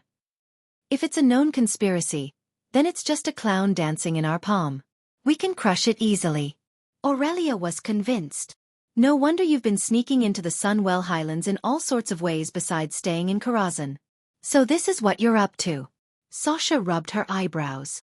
You're amazing. There's even a live broadcast. Queen Sylvanas suddenly rejoiced. If not for Xueqi's precautions, once Kil'jaeden successfully descended, New Silvermoon would be the first to suffer. This brand new city built on the edge of the ruins of the old city had been restored to its former glory after 9 years with the full support of the Alliance, making it the new pride of Sin Dorii. The Windrunner sisters did not want this new city to be destroyed. That would hurt the morale of the citizens. Chapter 1506. Queen Sylvanas kissed Xueqi, then said in a serious tone, We're waiting for Kil'jaeden to descend halfway, then we'll stop him. After dealing with Kil'jaeden, we'll go and kill Anastrian as well? He's already defected to the Burning Legion, so Thrall has no reason to protect him this time, right? Xueqi smiled and shook his head. We're not going to deal with Anastrian this time. The Forsaken mages are still useful to the Horde. Even if Thrall agrees to expel the Forsaken from the Horde, there's no point in him secretly protecting the bones. After all, we can't use the Holy Light to search every corner of Kalimdor. Sylvanas was indeed the Queen of Darkness who was very good at conspiracies. She immediately understood the crux of the matter. For example, even if Illidan committed all sorts of evil outside, as long as he did not directly harm his own country or people, there would be no absolute hatred and conflict of interest between the two sides. You want to keep Anastrian alive and let him find a chance to bite the Horde? Yes. It'll be difficult. You know, there are a few Dreadlords in the Forsaken faction who betrayed the Burning Legion. If things go wrong and Anastrian pushes the blame to his subordinates, then there's no way he'll be able to get rid of him. As long as he's still useful to the Horde, Thrall won't easily touch him. A confident smile appeared on Duke's face. Don't worry, I have absolute evidence. A moment ago, A soul contract had been placed on the desk next to Duque's. The Sun King would never have dreamed that the Eridar Gemini were actually Duque's people. There was no such thing as a soul contract in triplicate. Kil Jaden only cared about receiving a soul contract and controlling the Sun King's soul fragment. He didn't care about anything else. As long as he could control an Astrian, that was enough for him. He would never have thought that the Eridar twins, who were trembling in fear and looked like they were about to piss their pants, had already planned to betray him. They had even purposely left an extra soul contract so that Duque could sell the Sun King for a good price in the future. If Kil Jaden knew that the Eridar Gemini, who had been reduced to running errands and serving as cannon fodder, had long since sided with Duque, it was hard to imagine what kind of expression he would have. The three Windrunner sisters didn't know what Duque had mastered, but they had been Duque's women for a long time. As long as Duque said that he had a certain someone, then it was a sure thing. Duque didn't say anything, so they didn't ask. They just waited for the show to happen. All right, now it's your turn. Duque gave Queen Sylvie a gentle hug. I know. Queen Sylvie's eyes gradually became sharp. When it came to the fate and future of her compatriots, she transformed into a decisive Queen of Darkness. A moment later, all the Alliance leaders received an urgent encrypted message from Queen Sylvanas in Silvery Moon City. It's an emergency. As Commander Marcus predicted, the Burning Legion has set their sights on the Sun Well. A quarter of an hour ago, a large number of Eridar warlocks infiltrated the Sun Well Highlands and instigated the Sin Dorii mages, who thirsted for power and power to rebel. Now, they have all become half-elf, half-demon monsters. What appeared in the magic projection was the newly born Shadow Blade Elves. Hiss! All the leaders gasped. Magni let out a long sigh. Duque, your prediction was indeed correct. No wonder you started making arrangements half a year ago. The Burning Legion making use of the Sun Well to cause trouble wasn't some monstrous prophecy. It could be said that this was something that all wise commanders could predict. The only difference was when and how large the scale. There were only two ways for the Burning Legion to invade Azeroth on a large scale. One was to forcefully kill the greatly strengthened Pentashade dragons in the Void battlefield against the powerful planet's anti-Titan magic formation. The other was to find a way to borrow the powerful energy of Azeroth to forcefully tear apart the protective magic formation and allow the commander-level demons to descend. The Burning Legion had spent more than 10,000 years proving that the first method wouldn't work. As long as 3 or more of the Pentashade dragons were still alive, they couldn't even think about it. The second method was to use the Well of Eternity during the ancient war 10,000 years ago. Back then, the Well of Eternity was so powerful that it almost transported Sargeras in his complete form over. In the 15 years at the Dark Portal, the Dalajan, who had gathered a large amount of magic, had played this role. Unfortunately, the Dalajan didn't have a large source of magic. After using up the magic that had been accumulated for thousands of years, the Dalajan didn't have enough magic for Kil Jaden to descend. Therefore there were only two choices left, either the Dark Portal or the new Well of the Sun. Compared to the Dark Portal, which was heavily guarded by the Alliance, the Well of the Sun, which had been put on hold and banned due to the loss of power in the magic faction, was easier to deal with. Unfortunately, Kil Jaden's seemingly perfect plot was destined to be futile. Duque winked at the leaders. All right, leaders who agree to carry out the Normandy invasion, please raise your hand. The result was, of course, unanimous. Imriel looked at Duque with misty eyes. She didn't know what the Normandy invasion was. She only knew that after Sargeras and Archimonde, the last leader of the Burning Legion was about to be toyed to death by Duque. She really couldn't describe how she felt. Would Kil Jaden, who had hunted down the Dreenii for 25,000 years, who was known for his cunning and treacherous ways, who made all intelligent beings in the universe tremble and cry in fear, really fall for a trap so easily? If it was someone else, she would definitely scoff at it. However, when she personally climbed the highest peak of Mount Shanger under Tyron's lead and admired Archimonde's huge remains, only bones were left. When she saw the small wound on his spine, she felt an unprecedented admiration for Duque. It was admiration for the person who saved her people, and also the hero who killed the Dreenii's enemy. Even if her rationality kept telling her not to have too much hope for the demon commander, her budding heart always hoped for the success of Duque's operation this time.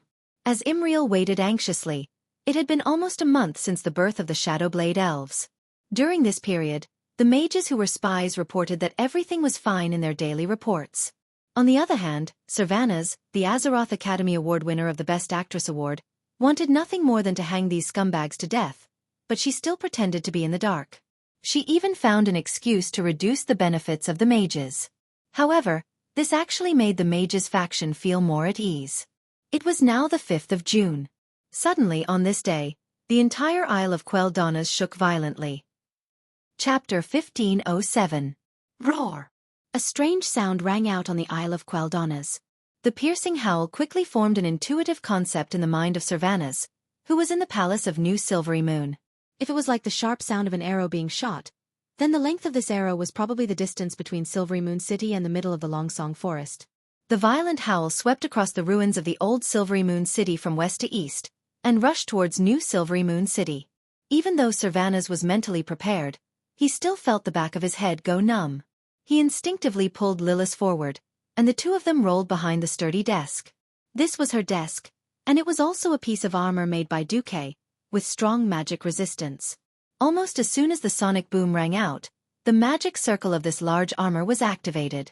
Silvery Moon City's magic shield was activated along with it. The ignorant people looked at the sudden appearance of a bluish-purple magic shield in the sky above their city, and were at a loss of what to do. A second later, the terrifying sonic boom swept through the western wall of Silvery Moon City, and all the windows on the high walls. The magic shield could block direct attacks, even airwaves, but it could not stop the transmission of sound. The Blood Elves only heard a hum, and the sound seemed to be forced into their brains, causing their eardrums to swell. It was like the humming caused by the imbalance of internal and external air pressure. Even after a few seconds, everyone could still feel the continuous humming in their heads, and it took a long time for them to recover their hearing. The brand new city wall let out a wailing sound, and dust fell in the rustling sound. Although the activation of the magic circle had avoided the direct hit of the sound wave, every window on all the towers above the city wall was creaking. This scene was like the end of the world. On the coast of New Silvery Moon City near the North Sea, a guard on a sentry tower immediately noticed that something was wrong. "Look, what's that?" He pointed to the west. On the Isle of Quel'Donas. It set off clouds of horrifying green mist. As the green fog that symbolized the dark powers dissipated, a monster that was at least 4 or 5 stories tall appeared from within the city wall of the Sunwell Heights. He twisted his head that seemed to have no neck and looked around slowly. It stood on the high ground, and the leaves around it had begun to wither. The layered canopy was like some kind of ornament on its waist, and this behemoth-like monster seemed to have grown out of the highlands of the Sunwell, like a hill on the highlands. This was simply too terrifying. Alarm! Ring the alarm. Let's see if the magical communication is still working. Contact Silver Moon City immediately and inform Her Majesty the Queen. You and you, split into 3 groups and ride chocobos back to Silvery Moon City to report. Coincidentally, one of the powerhouses of Silver Moon City, Haduran Bright Wing, had just arrived while patrolling the city's defenses. At first, he did not understand why the Queen had secretly emphasized that he should stay in Silvery Moon City and not patrol Longsong Forest. Now he seemed to understand something. The Elven Rangers had always been pragmatic, and compared to the mage faction that emphasized elegance and composure, the Rangers were more capable. It took only 5 minutes from the discovery of a terrifying monster that looked like the Lord of the Abyss to the Queen's throne. Logically speaking, such a big thing would take at least a few hours to be reported to the Queen. Originally, Queen Sylvanas wanted to be the Queen of Shadows, but this was her kingdom, and she was surrounded by her compatriots and people. This time there was no need to act. Queen Sylvanas directly activated the highest level of magical communication in the Alliance. Emergency report. Traces of the Lord of the Abyss have been found on the Isle of Quel'Donas in the Kingdom of Sin, Dorii. Since that is where the Sunwell is, I highly suspect that the Burning Legion will use the Sunwell to invade Azeroth. Requesting emergency assistance from the Alliance. This magical communication, to outsiders, was like poking a hornet's nest. For a moment, the Alliance was in an uproar, and the Horde was shocked. Still in his pajamas, the drama queen Xueqi made the decision on the spot for the Alliance to enter the highest state of war. In less than 5 minutes, the highest level of red alert sounded in all the main cities and strongholds of the Alliance. Woo woo woo. The ear-piercing alarm echoed in the ears of 90% of the Alliance's soldiers and civilians. The next moment, all the magical communication mirrors set up in the main cities and large villages switched to Sally White Mane, who had recently taken on a part-time job as a broadcaster. Whether it was the mirror or the magic broadcasting system, Sally's crisp and sonorous voice rang out. This is a red alert announcement. 20 minutes ago, a large-scale invasion of the Burning Legion was discovered on the Isle of Quel'Donas in the Kingdom of Sin, Dorii. Queen Sylvanas Windrunner has requested emergency assistance from the Alliance. Now, all Alliance soldiers immediately cancel their leave and report to the nearest command post. All militias immediately gather at the various military camps. After Xueqi came to power, he had always emphasized emergency response. Before the first year of the Dark Portal, according to this logistic system that was close to the European Middle Ages, it was already a miracle to be able to mobilize an army of 50,000 people in a month. Now, the Alliance could mobilize an army of 1 million in 5 days. In the East Valley lumberyard in the Elven Forest, hearing the alarm, an old man decisively cut the rope on his carriage. Logs immediately rolled to the side of the road.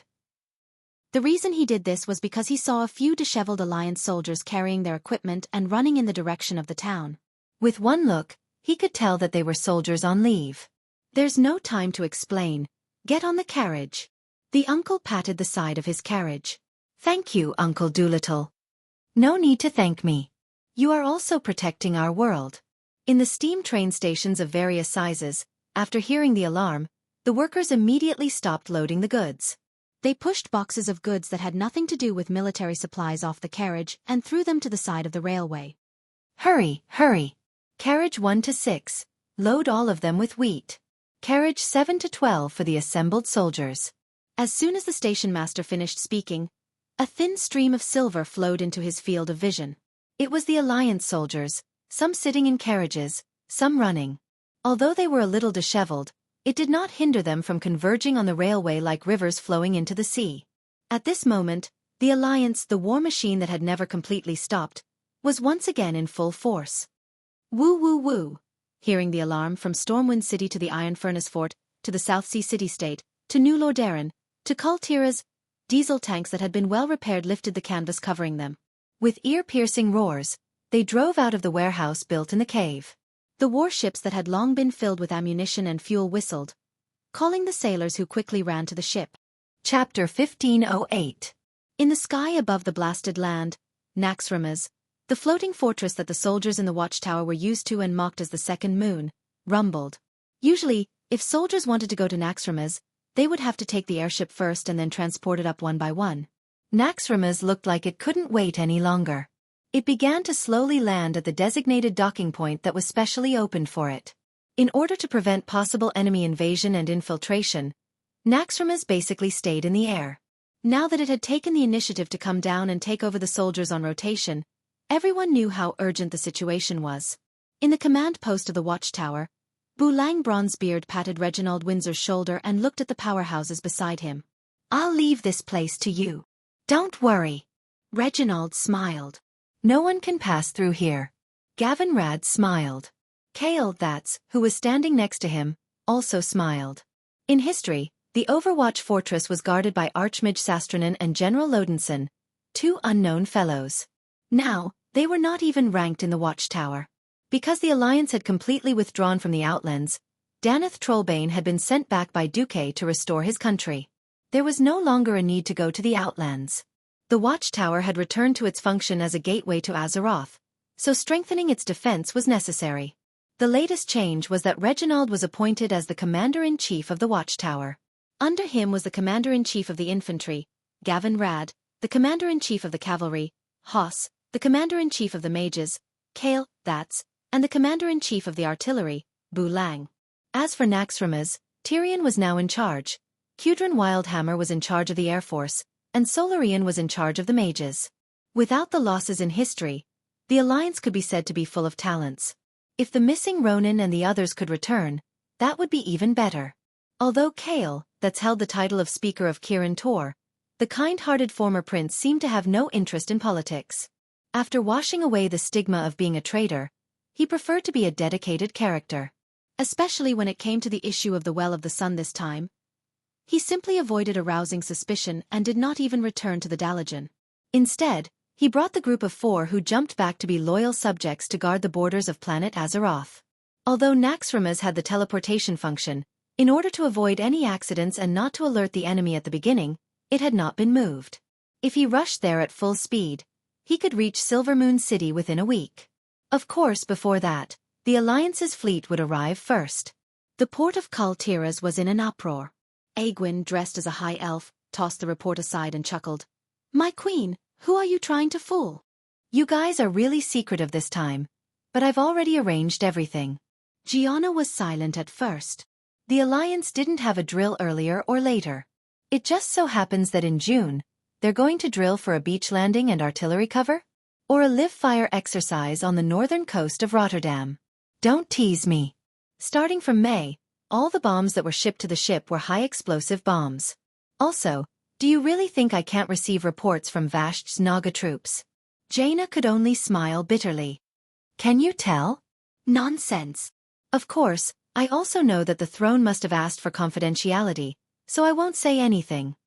Egwene was a little unhappy, but she quickly relaxed. That's good too. With such an excellent heir, us guardians of the previous generation can also be more comfortable. Hee. My son has good foresight and has chosen an excellent successor. Now he can enjoy his retirement in peace. Gianna sighed. For so many years, Medivh had been living in self-blame. He always thought that if he had discovered Sargeras's soul in his body earlier, or if his will had been stronger, he might have been able to suppress Sargeras and avoid opening the dark portal, causing a series of disasters now. He did not think that Sargeras had been causing trouble since he was still in his mother's womb. Would he really let him grow into a strong-willed man like Uther? But let bygones be bygones. Clearly, her man Duque had done a better job than Medivh and Egwene in becoming a guardian. At that moment, Duque had already taken Tyrion and Tyrande to Silvery Moon through the portal. With Atish, a godly item with spatial properties, Duke wasn't afraid of being intercepted when he teleported in Azeroth. Sylvanas breathed a sigh of relief when she saw Duque's arrival. After Duque went out for a walk and reassured the Sindorii, Queen Sylvanas nervously informed him of the latest situation. Killed Jaden has not arrived yet, but the situation at the Sunwell Highlands is not looking good. In addition to the Lord of the Abyss, we also found a blue dragon. With that, Queen Sylvanas sent the occasional surveillance images to the magic mirror. Duque slapped his forehead. How could I have forgotten about this guy? It was a beautiful adult blue dragon. His huge body faintly showed incomparably beautiful lines in the misty dark energy weapon that intersected light and darkness. It was a tension filled with a sense of power. The scales, which were as detailed as a work of art, were a beautiful sky blue. However, there were some places such as the crown that were faintly green. Of course, Duque recognized him. Wasn't he Calegos, who later became the Blue Dragon King in history? Guys with a little green on their heads often did not have a good ending, such as Illidan, who had pretended to join the army. A prairie on his head, that was a symbol of dark energy corruption. Oh no. Sickness must be treated, don't have * King drag it out. Ahem, that was generally true, but Calegos, Duque did not know what to say about him. Before transmigrating, the official introduction that Duke saw said, Calegos is a member of the Blue Dragon Legion. As one of the few dragon eggs that survived the destruction of the Wings of Death, he is a new generation of dragons born. He is powerful and wise, and he can quickly take charge. Sounds awesome, right? But look at his original record in history. He was shot down from the sky in Cuel Salis by the dwarves with muskets. He was controlled by a demon in the Sun Well. He was chased by the black dragons in the Cataclysm and went to seek refuge with the goblins as Hara. In the end, he found the old blue dragon Azuragos, who liked the soul healer, and destroyed the group of black dragons. He was beaten up by the Twilight Dragon, and the orange staff girl who supported him died. He was shot down by the Horde's airship during the Battle of the Amor. Deathwing instantly destroyed the Horde's airship. It was no wonder that Duque had completely forgotten about this guy. Calegos was so weak that he could scratch his feet. He was a disgrace to the dragons. Chapter 1509. If Duke remembered correctly, this guy should have come to quell the loss after the Well of the Sun was blown up by Arthas. Even if Duke rebuilt the Well of the Sun, Maligos, who was worried about the spread of the energy of the Well of the Sun, still decided to send Calegos to quell the loss. The mission given to him by the Blue Dragon King was to investigate the remaining energy of the Well of the Sun that had been destroyed by the Scourge not long ago. This was not unprecedented. After all, Illidan had used a bottle of water from the Well of Eternity to create a new Well of Eternity. Kale, that's grandfather, had used a bottle of water from the Well of Eternity to create the Well of the Sun. Who knew if there would be a second or third Well of the Sun?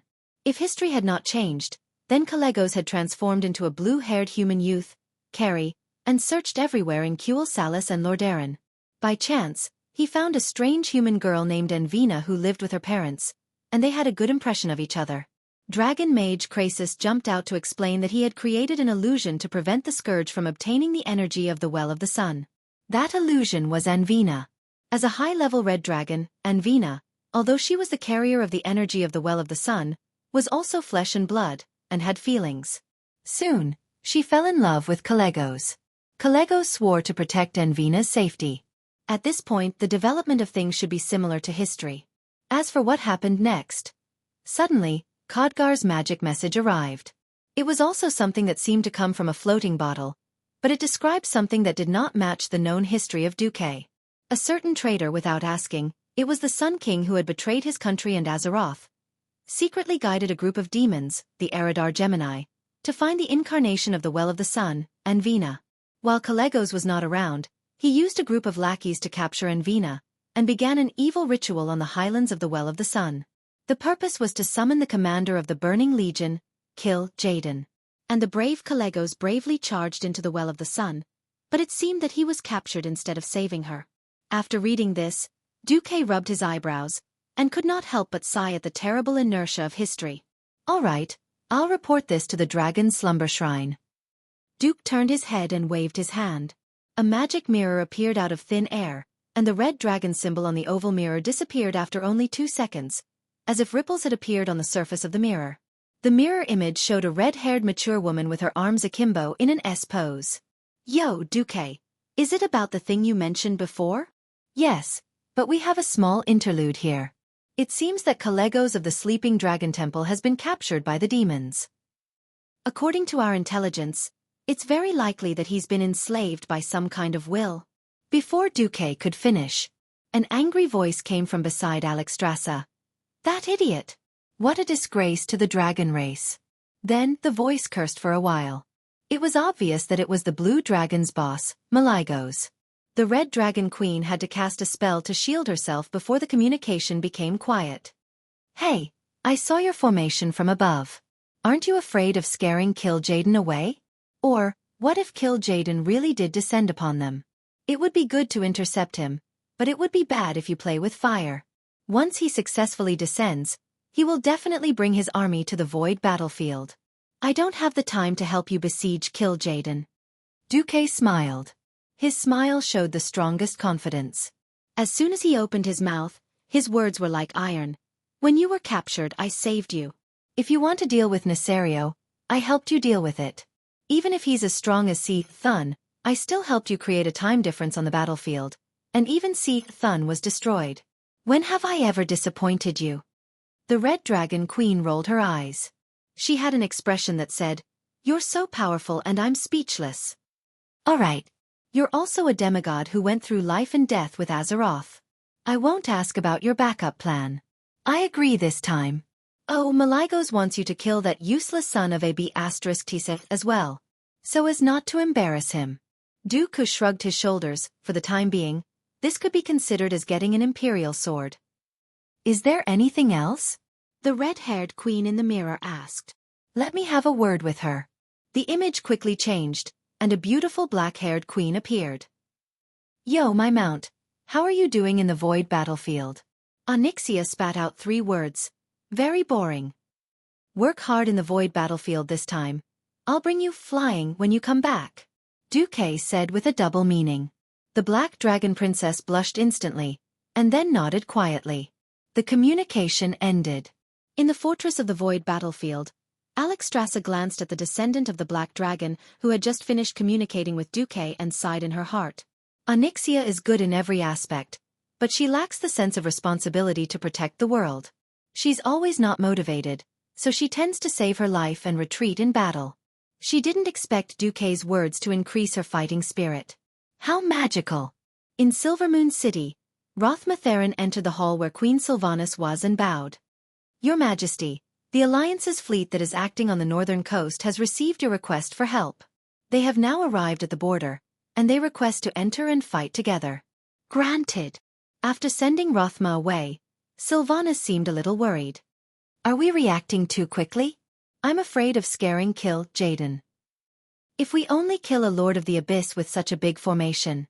Duque raised his right index finger and shook it proudly. No, no, no. You underestimate Kill Jaden, and the Burning Legion's desire for something on planet Azeroth. As the only two ways to enter this planet, if we don't take any precautions and act like a trap, then we'll really scare Kill Jaden away. If we react too strongly, it'll actually speed up Kill Jaden's entry. Queen Sylvanas' expression became strange. Fortunately, she didn't say, "You people who play with tactics are all dirty." Otherwise, Duque really didn't know what expression to use to face the Queen of Darkness, who was originally on the verge of entering the evil path in history. Duque continued, "The combat power of mortals can at most deal with ordinary demons. The real deciding factor is the combat power of hero level or above, as well as timing." Timing. Queen Sylvanas didn't know how many times she had heard this word. Kill Jaden's main body was too powerful and huge. Ordinary portals couldn't withstand such a powerful demon passing through at all. For example, in the Ancient War, Sargeras wanted to enter, but even if he used up all the energy of the entire Well of Eternity, it still took him a long time. In addition, he used all his strength outside to barely make an opening. Chapter 15:10. Queen Sylvanas still remembered Duque's explanation during the secret throne meeting. Kill Jaden is the most cunning of the Burning Legion's three powerhouses. With the incident with Archimonde, it's unlikely that he will invest all of his soul in this descent. There's a high chance that he will find a way to let his body pass through and invest no more than half of his soul. Only then will he be able to bear the consequences of failure. In less than 10 years, he will be able to completely resurrect in the twisting nether. How much Kill Jaden's body passes through the teleportation gate is a very delicate task. If it's too much, his power will be too great, and it may cause uncontrollable consequences. If it's too little, it won't matter to him. The lost limbs will recover in a few months. I've studied it with Goddess Elune for a long time, and we think that a ratio of 40% to 60% is the most appropriate. At that time, William and Magni had asked how Duque was going to ensure that the timing was right. Duque raised 3 fingers. Firstly, I rebuilt the Well of the Sun. In order to prevent the Sun King Anastrian from retaliating, I secretly changed some things. When Duque said the first point, Queen Sylvanas still glared at Duque. Although she and Duque had already kissed each other, it was unheard of for Duque to cause trouble so early on. Secondly, I've already set up the magic net. Goddess Elune will also act at the same time as me. Of course, under such circumstances, the Isle of Quel'Danas will probably be lost. But we can guarantee that the damage won't spread to the Sin Dorii kingdom. Hearing this, the leaders were actually relieved. Thirdly, I can reveal part of the mystery to everyone this time. Why I've always had such accurate information about the Burning Legion. This time, everyone's curiosity was piqued. All along, the information that Duque provided about the Burning Legion had always been 100% accurate. Even if it wasn't comprehensive, at least the part that he provided was absolutely correct. This could no longer be described as investigation or spying. Sure enough, Duque confirmed their guesses. When I returned to the Ancient War, I accidentally buried a chess piece. I didn't expect that even after 15 years in the Door of Darkness, when I didn't know that I would return to the past in the future, my chess piece had already faithfully fulfilled its duty and provided me with information. Of course, now that things had come to this, my chess piece's situation in the army was a little dangerous. If we can successfully ambush Kill Jaden this time, I will retrieve this chess piece in front of everyone. When Duque admitted this in front of everyone, the leaders almost fainted. This was way too awesome. He had relied on the Bronze Dragon King to return to the past, infiltrate the army, and wreak havoc on Sargeras. Even his lair had been blown up. He actually had the time to set up a spy? Based on the intelligence he had previously come into contact with, this hidden chess pieces level was quite high. Otherwise, in the Battle of Mount Hyjal, it would have been impossible to know how many leaders Archimonde had, and what skills and specialties they had. At that moment, who knew how many Alliance leaders gave Duque a thumbs up in admiration. Duque, you're awesome. You're so awesome. After thinking about it, Queen Sylvana sighed softly. On the other side, Tyrion Fordring had already led the Silverhand Knights through the portal and joined the kingdom's elite troops led by Hageron. They were near the coastline, watching the demons and enchanted elves of the Isle of Quel'Donas from across the water. When only Duque, Queen Sylvanas and Tyrande were left in the hall, Tyrande suddenly said softly, "Duque, I'm thinking that your spy in the Burning Legion isn't the Eridar Gemini, is it?" This sentence hit the bull's eye. Duque's face fell, not because he had been hit, but because of Tyrande's, as expected, expression. Her slightly resentful eyes were clearly saying, "You pervert, it's not enough that you harmed me in the ancient war, now you want to add Vashti as well. So there's the Eridar Gemini." It wasn't just Tyrande. Even Sylvanas looked as if she understood everything. Duque panicked and immediately tried to explain. "Hey! Wait, it's true that I forced the Eridar Gemini to surrender. But the process isn't what you think. There's really nothing going on between me and those two demonesses." Who knew that Tyrande and Sylvanas had already started to use their ultimate moves? Tyrande held her own face with a little resentment. "Sigh, as your woman, I've never asked you about your personal matters. I only hope that you have some control." Queen Sylvanas also sighed. "I used to think that it was a good thing that you had no racial bias and could completely accept the elves. Only now do I realize that your hobbies are getting wider and wider. First it was the dragon. Then it was the Naga.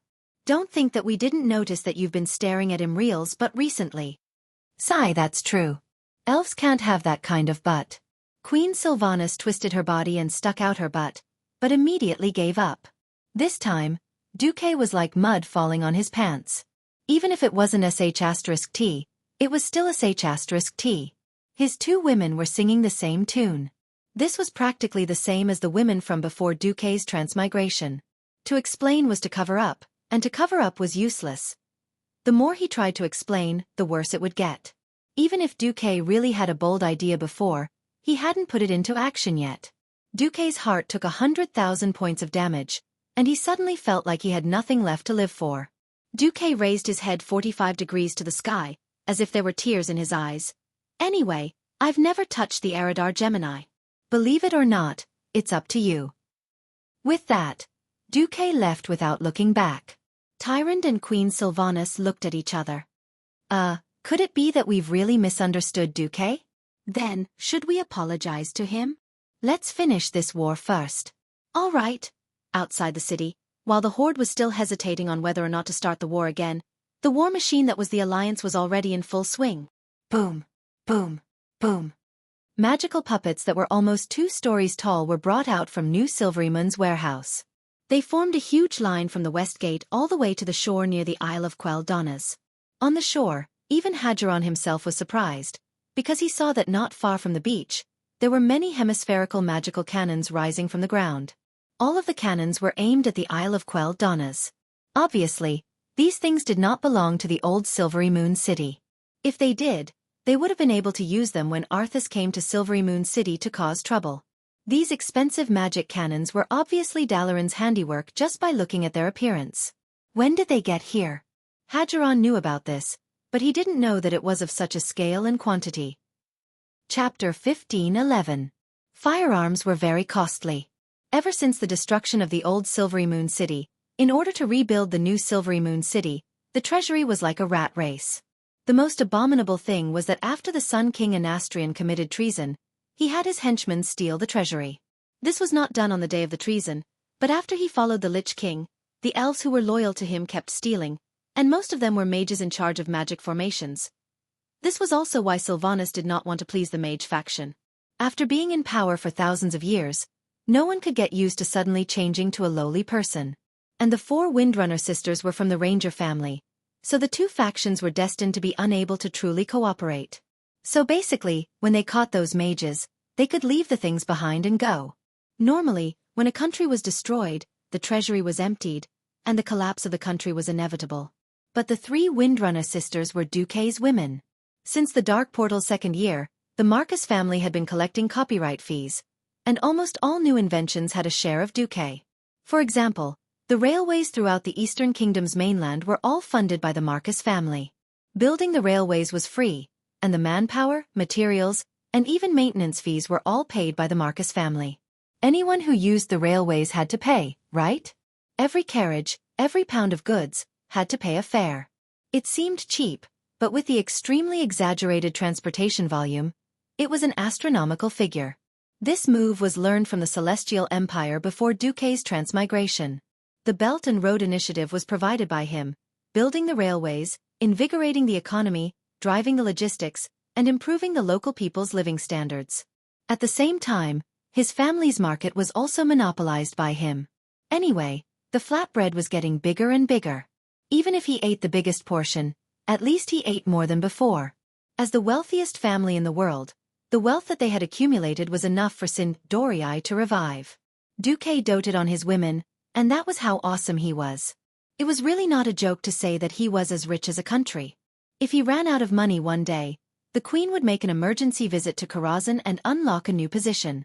Because of this, Kuel Salas's remaining mages faction could not do much.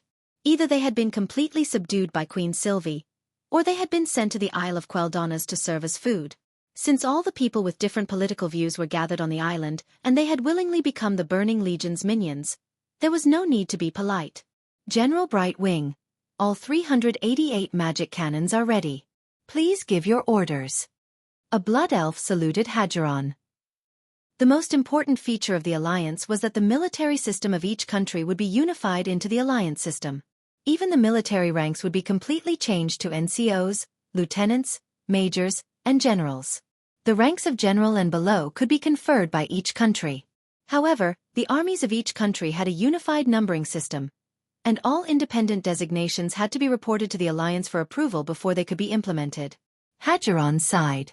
The Isle of Quel'Donas has been occupied by the half-demon Shadowblade elves. There are no more of our kind there. So the queen ordered the cannons to be fired at the Isle of Quel'Donas. I understand. A few minutes later, there was a strange whooshing sound along the entire coastline. Looking over from New Silvermoon City, it was as if a dazzling rainbow had suddenly appeared on the shore, piercing through the sky and forming beautiful arcs. Finally, it fell into the former holy land of the elves, the Isle of Quel'Donas, where the Well of the Sun was located. Rumble, rumble, rumble. Violent explosions sounded from every corner of the island. The elves in charge of watching and monitoring the results of the battle had tears streaming down their faces at some point. Their tears flowed and flowed again and again. After splitting from the night elves who rejected the use and research of magic, the high elves had lived a life that respected magic for a full 8,000 years. They had long been used to the existence of magic, to the island that was regarded as a holy land by everyone, and to the sun well that always produced a huge amount of magic energy. But now they were going to destroy it. On the surveillance screen, the exquisite pavilions were reduced to brightly colored debris that no longer had any artistic value. The forest path with the singing of birds and the fragrance of flowers had turned into huge craters. This was a farewell to the history of their race. In the frontline command post close to the sea, Queen Sylvanas and Lilith were silent when they saw the weeping elves on the screen. Duque said, "Now you understand why I insisted that Sindorii fire the first shot, right? If the Alliance's fleet fired first, Sindorii would always inexplicably vent his anger on them. The hellfire is coming," Lorthemar warned.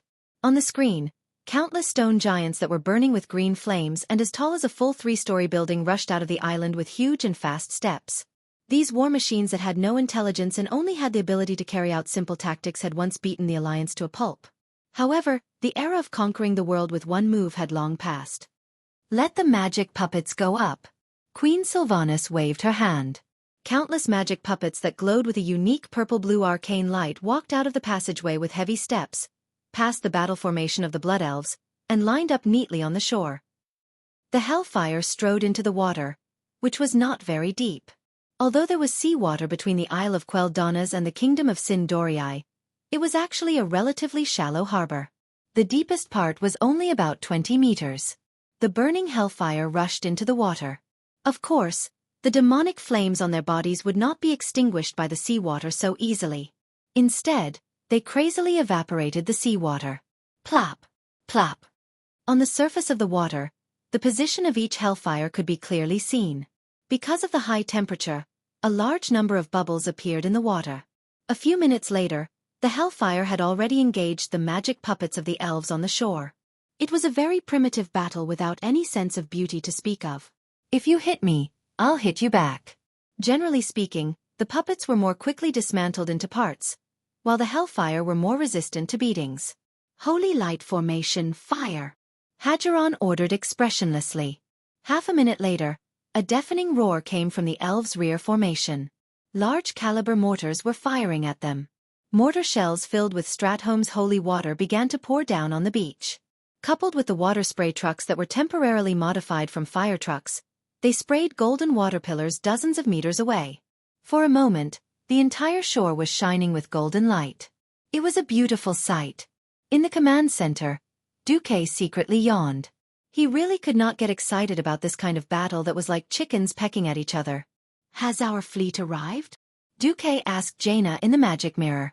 Yes. Chapter 15:12. Countless huge and long shadows swept across the surface of the blue sea. It was as if the army of angels under the throne of God had sent wave after wave of arrows raining down from the sky. The clouds were wantonly swept away, and the birds that were originally soaring in the sky screamed and fled in all directions. A griffin was flying at a low altitude, followed by a second and a third. The huge flock of griffins flew in small groups. Even though they had deliberately kept their distance, there were just too many of them. They looked like a swarm of locusts, covering the sky and covering the sun. Locusts also had two colors. The white and yellow ones were the griffins. The purple-black ones were the hippogriffs. Ever since the Alliance became rich in resources, there was now a large amount of coarse fodder to feed cattle and other livestock. Every time the livestock were fattened up, they would be placed in the hunting grounds for the griffins or the hippogriffs to hunt. After more than 20 years, the Alliance had more than 10,000 griffins, and the number of hippogriffs had also exceeded 4,000. This time, they brought along 5,000 griffins and 2,000 hippogriffs. It was not these birds that were flying in the sky. It was a huge fleet that could not be counted by the human eye. On the skybreaker, the strong wind blew her long blonde hair, and the strands of hair swept across her face. Jaina lifted her chin and turned her body in a playful manner, looking at the scene from a 360-degree angle. From her vision to the horizon and the horizon, the vast space of hundreds of square kilometers seemed to have formed a flat arc. On the island at the far east of this arc, the green aura of dark energy shot up into the sky. And on the land at the farthest end, the golden aura continued to flourish. Other than that, everything within sight was built by the people of the Alliance. It could be said to be the crystallization of the perfect combination of intelligence and military power, and it gave off a glow that filled one with a sense of pride. On the mainland of the kingdom of Sind Dorii, because the Isle of Quel'Danas was located northwest of the mainland, they could also see the huge fleet of steel ships stretching from the sky to the sea in the west. Because of the horizon, it looked like a magic trick, as battleships after battleships grew out of thin air from that line. The flying battleship seemed to be parked in midair, but in an instant, it grew larger and larger until it occupied more than half the sky. On the surface of the sea, there were even more densely packed black dots. At first, they were black dots, but when they unfurled the magical power furnaces on the warships, the runes on the defensive spell formation shone, making the warships that had long abandoned their sails seem to have returned to the olden days when they relied on sailboats to cross the sea. Xueqi led the Alliance into the industrial era, which was also an era of steel. When magic and technology were perfectly combined, there was a huge fleet of more than 3,000 ships. What was even more terrifying was that this fleet was not the main force of the Alliance. The main fleet of the Alliance was still on the sea opposite Kurtiras, waiting for the arrival of the main fleet of Stormwind. After all, they could not bring the main fleet to the sea opposite Rotterdam. Otherwise it would be too fake. The main fleet was also the reason why this B squadron dared to launch an all-out attack. If the griffins and flying battleships were like locusts just now, then when the Black Fleet appeared on the sea, for a moment, the elves thought that they were seeing a school of sardines. The ships that appeared like stars because of the magic shield appeared in the vision of all the elves. The Blood Elves suddenly felt a sense of rejoice that although they were forced to abandon the olden era where magic was respected, they were fortunate to have caught the last train of the new era. The new battleships of the Alliance had long since refreshed the traditional concept of the tonnage of battleships. Once upon a time, at the end of the first battle of the Dark Portal, Aurelia arrived at South Shore with the Elven fleet, using a small frigate that was still dozens of tons. The frigates all started at 1,000 tons. The destroyers started at 5,000 tons. The cruisers had more than 10,000 tons. The battleships had more than 50,000 tons. Of course, Xueqi did not intend to build such a big one. However, The dwarves' craftsmanship could not reach modern standards in terms of steel quality. In order to maintain the strength of the various indicators of the battleships, everything was built thick and hard. Anyway, there was a large supply of iron ore from the tribe, and the dwarves could afford it. Then it became like this. Xueqi had long planned that one day, he would dismantle all those old battleships and put them back into the furnace to be remade. The first to enter the elves' field of vision were the lightest frigates. Almost as soon as they arrived, they formed a densely packed defensive formation to prevent attacks from any direction. As cannons, the frigates were not equipped with strong equipment. However, they were loaded with a lot of depth charges. It could not be helped. If it was just the Burning Legion, it would be easy to deal with them. The demons in the Legion did not like to play with water. The problem was that they still had to guard against the ancient god En-Zoth, who was known to have 1,000 tentacles. Historically, En-Zoth was still doing nothing at this point in time. However, after so many problems, Xueqi no longer had much hope in the goddess of destiny's integrity. It was better to always have the initiative in his own hands. First, the fastest frigates dispersed, then the destroyers, and finally the cruisers, which were mainly anti-air, protected the slower battleships as they entered the sea. It was like this on the sea, and it was the same in the sky. The small and medium-sized ships, with the larger battleships as the center, formed a three-dimensional formation. Hiss! The elves gasped. With Sin Dorii opening fire first, the Alliance fleet no longer had any reservations. Fire! Jaina ordered. The huge cannons on the battleships with a diameter of over 400 millimeters first let out a shocking roar. On the Isle of Quel'Donas, a Shadow Blade elf asked the frontline commander Eridar Gemini. The Alliance's cannons have opened fire. We should put up a magic protection formation. Elisa's frowned. Most of the energy in the Sunwell has been diverted to the summoning ritual. Queen Saloras nodded. The important summoning ritual cannot be interrupted. Otherwise, Lord Kil'jaeden will skin us alive. Then let's defend the key areas. Abandon the rest of the Isle of Quel'Donas. Even though his body had become half demon, the Shadow Blade elf's face still twitched. However, his soul no longer belonged to him. The order from the demon boss must be carried out to the letter. On the entire island, only the Sunwell Highlands had a magic shield. A few seconds later, the earth shook. The Eridar Gemini's faces were filled with shock. None of the cannonballs hit the Sunwell Highlands, but they heard a rustling sound coming from the top of the hall, as if something was breaking. They looked up and heard a loud bang. A huge crack suddenly appeared on the golden ceiling, and then the left and right walls were instantly asymmetrical. The ground on one side began to rumble and sink. God, the Alliance's cannons actually cracked this place. Chapter 1513. Lord Brutalis. What do we do? The Eridar twins handed the ball to the Lord of the Abyss. A fallen phoenix was no better than a chicken. The twins, who were once Kil'jaeden's trusted subordinates, were now just ordinary demons that Kil'jaeden hadn't abandoned yet. In fact, the fact that the noble Eridar twins, who were good at working behind enemy lines and plotting, was reduced to a fighter at the front line was enough to prove that Kil'jaeden didn't like the twins. Therefore, after the medium-sized teleportation gate was opened, the Lord of the Abyss, Brutalis, wasn't the twins in charge. This very powerful general of the Burning Legion, who had even attached a huge double-edged sword to one of his arms and a sawtooth scimitar to the other, was also a little worried. The Lords of the Abyss had always been trusted by the higher-ups of the army. They were given the position of vanguard and the authority of frontline commanders, not because they were very good at planning, but because they had a strong ability to execute orders. According to their original estimation, the weak Sin Dorii kingdom wouldn't be able to fight back at all. By the time they notified the Alliance that something had happened here and slowly gathered their troops, it would be too late. Kil'jaeden had already completed his arrival. Now, the situation was completely unexpected. The Alliance's reaction was unexpectedly fast. It was unknown if it was a coincidence or intentional, but the Alliance had directly pulled over the fleet that was doing a military exercise nearby. It had only been a few hours. No matter how one looked at it, there was a strong smell of conspiracy. Brutalis knew very well that Lord Kil'jaeden had given a death order. If they couldn't hold on until the largest teleportation gate was opened, even he probably wouldn't be able to bear the consequences. Look, the Eridar twins were so spoiled back then, but now they could only be cannon fodder at the front line. If they successfully arrived this time, They might have a chance to turn the tables. If they failed, hee. Brutalus glanced at the twins and realized that they had actually pulled over most of their souls and their main bodies. He couldn't help but mutter in his heart, these two bitches are really going all out. Pulling over their main bodies and putting in most of their souls would allow them to have more combat power after the arrival, but if they failed, the price would be even more tragic. Few demons were willing to put in more than half of their souls when it came to high-risk fieldwork like the Archherons. However, demons were demons. Of course, they wouldn't be so kind as to care about others' lives, especially when they were of different races. The Lord of the Abyss, who was jokingly called Fatty Boo by the players, pondered for a moment.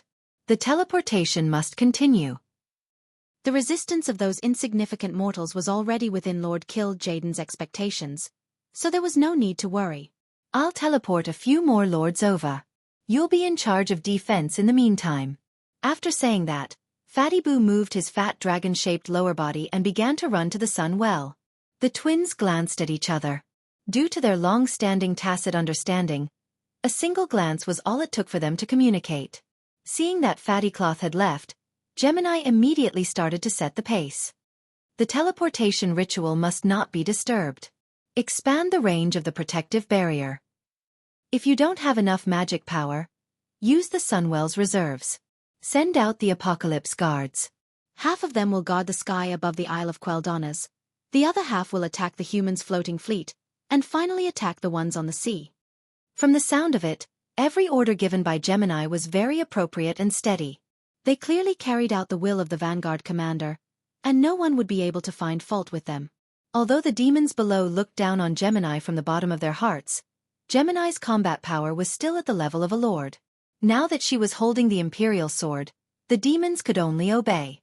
On the other side, in the magic mirror, seeing the Burning Legion's actions, Xueqi couldn't help but laugh out loud. What's wrong? Queen Sylvanas didn't feel that there was anything wrong with dividing half of the Apocalypse Guards to attack and the other half to defend. Xueqi proudly shook his index finger. Half of the power to attack and the other half to defend. It seems very safe, but there's a premise. The opponent's strength is far inferior to yours. As long as the opponent's strength is similar to yours, then doing this is courting death. When Queen Shi heard this, she immediately understood. It was like a person punching with 50 kilograms of strength and 50 kilograms of defense. If the opponent punched with 100 kilograms of strength, how could you defend with only 50 kilograms of strength? Then as a whole, if the defense failed, you wouldn't even be able to attack. When Xueqi bragged that Gemini was his subordinate, Queen Sylvanas didn't dare to believe it completely, but now she was at least 80% convinced. Xueqi then gave Tyrande a look, and Tyrande immediately understood. She opened a magic message and said something. In the sky, the Apocalypse Guards covered the sky and covered the earth as they charged over aggressively. There weren't many of them, only about 500 of them, but their strength was not proportional to each other. It was not that the Apocalypse Guards were bragging, but they could easily take on 10 Griffin Knights at once. Because it was an all-around suppression. Griffins and Hippogriffons may be flying beasts, but they did not have long-range attacks. The Apocalypse Guards could use all kinds of shadow and dark magic. The natural gap in range could not be made up by the Griffin Knight Storm Warhammers or the Night Elves' bows. Moreover, the dark powers had miraculous effects on almost any type of armor. The only thing that could fight against dark energy was the Holy Light. In the eyes of the Apocalypse Guards, as soon as these seemingly extraordinary birds entered their magic range, they would see a sky full of bird feathers and blood splattering everywhere. They wondered how these guys would feel when they saw the birds that they had painstakingly bred being killed in a single move. Their expressions of despair and grief would be very funny. Unknowingly, they accelerated and charged at the Alliance's flying fleet. Their desire to kill was so strong that they didn't notice that the distance between the Alliance's flying beasts was already very far apart. In front of the Alliance's flying fleet, on the bow of Hood, a female general wearing a deep purple armor with complicated patterns engraved on every corner of the armor was standing in the wind with her arms crossed in front of her chest. The strong wind blew her long hair, and her gorgeous cloak was almost on the same level as the sea, making a fluttering sound. Chandri's Feathermoon was the great general of the Night Elves. In the eyes of others, she was the most powerful and beautiful elf. But this female general, who always had a serious expression on her face, suddenly moved her long ears, and then a gentle expression appeared on her face. Got it! In her field of vision, The front suddenly opened up as all the griffins and hippogriffons were stuck in the firing range of the Apocalypse Guards and spread out. At that moment, all the Apocalypse Guards saw it. It's my turn. Chapter 15:14. No one had expected Tyrant's adopted daughter to be so talented. Ever since her parents died in the War of the Ancients and she was adopted by Tyrant, Chandrise had slowly grown up. Although she had never joined the Elune Sisterhood and wasn't an official priest of the Moon Goddess Temple, she was one of the only 2 night elves who could use Lunar Rail Cannon. This skill was called Falling Stars, and it was an ultimate skill that covered all areas of the map. Its power was insane and inhumane. Almost everywhere he looked, powerful enemies were annihilated. The only thing that restricted this skill was not the divine power of the Moon Goddess Elune, but the mental strength of the caster who guided the falling stars. Other than Chandrise, only Tyrant, who was a high priest and a ranger, had the ability to instantly lock onto more than 100 moving targets. Apart from Chandrise, mental strength, magic power, and faith were all indispensable. Since Duque intentionally told Tyrant to hold back on this ultimate skill, the important task of clearing out the Apocalypse Guards was given to Chandrise. After chanting an incantation that wasn't very long, a magic circle with complicated runes that kept revolving under Chandrise's feet was activated. In the sky, a white and flawless beam of light descended from the sky, covering an area of 10 meters around Chandrise. Countless magic runes and symbols that represented the moon rotated clockwise on this beam of light that reached the sky. In the name of the Moon Goddess Elune, die! Demons! Along with Chandrise's heroic declaration, countless purple beams of light descended from the sky and focused on the heads of the Apocalypse Guards. Regardless of whether they were doing Thomas's spin or zigzag, the beam of light that shrouded their heads followed them and kept aiming at their heads. In the next moment, the number of pieces of the debris of the stars fell on the heads of the Apocalypse Guards. It was a declaration of death, and it was inevitable destruction. When they finally realized that dodging was a joke, every Apocalypse Guard stopped moving and began to adjust their magic shields. If they couldn't dodge, they would take it head-on. Almost every Doomsday Guard thought the same. But at this moment, the Alliance's air fleet, which had already flattened the ship's hull, and the surface fleet below, suddenly set off a rain of holy light that all demons could not forget. With the octuple bang cannon as the core and a considerable number of 40mm Bofors cannons, the Alliance's new fleet taught the Burning Legion a good lesson with the holy light cannons blessed by the Naru. Once upon a time, mortals were incomparably weak in front of demons. Ordinary swords didn't even have the qualifications to cut demons. They would be turned into dregs by all kinds of spells before they even got close.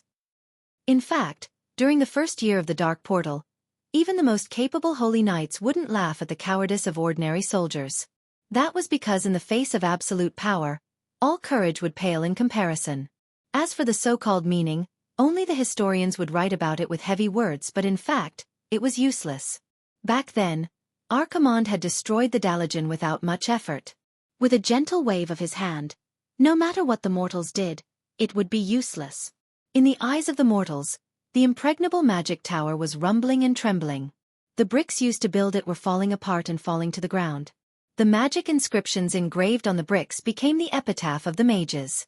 The dark energy swept over like a storm, and then all the buildings began to tilt and collapse. The surviving mages could only watch as the buildings that symbolized the Dalagen's glory for more than 2,000 years cracked open one after another before finally collapsing into pieces. The first official appearance of the Burning Legion was a silent mockery of the weakness of mortals. But today, everything was different. The air fleet, which had integrated its attack methods, was also equipped with a large number of magic cannons. Apart from the white smoke, one could also see a series of golden crystal-like beams shooting out from the muzzles. The beams streaked across the sky for thousands of meters before finally piercing into the group of Apocalypse Guards like a torrential rain of golden light beams. If the Doomsday Guards only had to face Chandrise's lunar rail cannon, they might have been able to survive it. But the attack of the compound attribute had cut off their last shred of luck. These brutal flying creatures that had conquered countless planets and worlds and came from the twisted void had their wings or bodies pierced in an instant. They did not even have time to wail before they turned into countless irregular parts and fell from the sky, raining down a dirty rain of green blood. Well done! Did you hear that? Damn the demons! This is the resistance of the mortals. Cheers rang out in the Alliance. At that moment, Queen Sylvanas, who was at the frontline command, also smiled in satisfaction. Demons like the Doomsday Guards were considered high-level soldiers in the Burning Legion. They were almost omnipotent in the sky, underground, and the sea.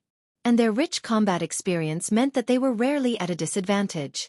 Who knew that the Alliance would be able to kill more than 500 Doomsday Guards in one shot? If the demons do not send more troops, it will not be difficult to finish off the rest of the demons. Xueqi could not agree with Queen Sylvanas. How is that possible? I will be happy even if we can kill them faster than the demons. At that moment, a guard suddenly came to report. Queen Sylvanas heard this. Let her in. The person who was brought in by the guards was a beautiful female elf with a graceful figure, fair skin, and light blue hair. But no one in the command center would think of her as a Sin Dorii or Quell Dorii. She seemed to be so emotional that she did not retract her dragon's aura. Xueqi stood up and walked over. He extended his hand to the blue-haired lady. Welcome, Lady Matagosa. No need for the pleasantries. If you did not tell me that you have absolute confidence in saving Calegos, no one would have been able to stop me. The lady called Matagosa did not seem reasonable. Xueqi smiled. Anyone familiar with the dragon name would know who she was after hearing the name Matagosa. As a member of the Blue Dragon Legion and a good friend of the Blue Dragon Calegos, Matagosa joined the army against Kill Jaden's evil plan without hesitation. The original history was, after Calegos was controlled because he was alone, she went deep into the hinterland of the Well of the Sun to search for Calegos' whereabouts, and eventually fought the Lord of the Abyss, Brutalis, to the death. Unfortunately, her strength was too limited and she died in the hands of Fatty Boo. The third boss of the Sunwell Highlands, Fimes, was transformed from the corpse of this female Matagosa. Chapter 15:15. No one knew how much work Xueqi had done behind the scenes to wait for Kill Jaden to come in. There were originally 6 bosses in the Well of the Sun. Number 5, Muru, had become the guardian of the Dreenei's new capital, Exodar, in Azeroth due to the changes in history. Number 4, Eridar Gemini, had said to Xueqi, haha. Number 3, Femus, was still alive and kicking. Cursing her to die and become a bone dragon was the most shameless thing. Number 2, Brutalis, the fatty, was the only boss who did his job. As for number 1, Calegos, the idiot. Alright, Xueqi admitted that he had forgotten about him on purpose. Calegos, the new Blue Dragon King who had traveled through the future, had an interracial Palatine romance. First, he had failed in his attempt to open a well. Then, what made Xueqi uncomfortable was that this barbarian got together with Jaina, who had already turned into an old woman. Although in this life, Xueqi had already dominated Jaina in all aspects, from her spirit to her body, and with Teacher Du's various instigation and various positions to unlock, Xueqi was not worried that Jaina would run away. However, he still felt a little uncomfortable. In a moment of carelessness, Duke decided to correct the idiot Calegos' bad hobbies for the sake of justice. The reason why the Blue Dragon clan wasn't thriving was because Calegos and his unattractive descendants were causing trouble. As a good friend, Matagosa had risked her life to enter the enemy's lair to save the dragon. How could a simple friendship explain this? It was no longer a relationship of friendship and love. Looking at her nervous expression, it was as if she wanted to die for Calegos. How could Xueqi bear not to fulfill such a good girl's wish? Xueqi opened a magic mirror and saw that the dragon-shaped Calegos was shaking his head and letting out a low roar. Xueqi noticed that the big sister had clenched her hands into fists. Her nails were probably digging deep into her palms. Matagosa had not completely lost her mind. She asked nervously, "What's going on with Calegos? Is his life in danger? Where did this magic mirror image come from?" "Calegos won't die. It's just that his soul has been suppressed by the soul of a dreadlord and is in a frenzied state. As for this magic mirror image, you have to know that the Isle of Quel'Donas used to be Sin Dorei's territory, and I am the one who rebuilt the Well of the Sun, so it is normal for me to have a backup plan. Moreover, my high-ranking spies in the Burning Legion are also helping us clear a path. Calegos will be fine. As long as the army completes this teleportation, all the cards will be gathered." The confident smile on Xueqi's face made Matagosa feel at ease. The cooperation between Long Sleep Shrine and Xueqi had always been very pleasant. Ever since they worked together to kill Death Wing, Xueqi had never disappointed the Dragon Sleep Temple. Moreover, killing Nesario was equivalent to avenging the Blue Dragon Legion's annihilation. In the Blue Dragon Legion, other than the bad-tempered Maligos, The other blue dragons had a very good impression of Xueqi. If it had to be described in terms of prestige, it would be a solidified worship. After the initial excessive panic and nervousness subsided, Matagosa finally remembered that this seemingly ordinary human in front of him was actually an Azeroth demigod who was on an equal footing with the Dragon Kings. Matagosa bowed deeply. I was too nervous just now. If my tone offended Lord Marcus, please forgive me. It's fine. Xueqi waved his hand generously and glanced at Tyrande. If my lover was caught by a demon, I would go crazy too.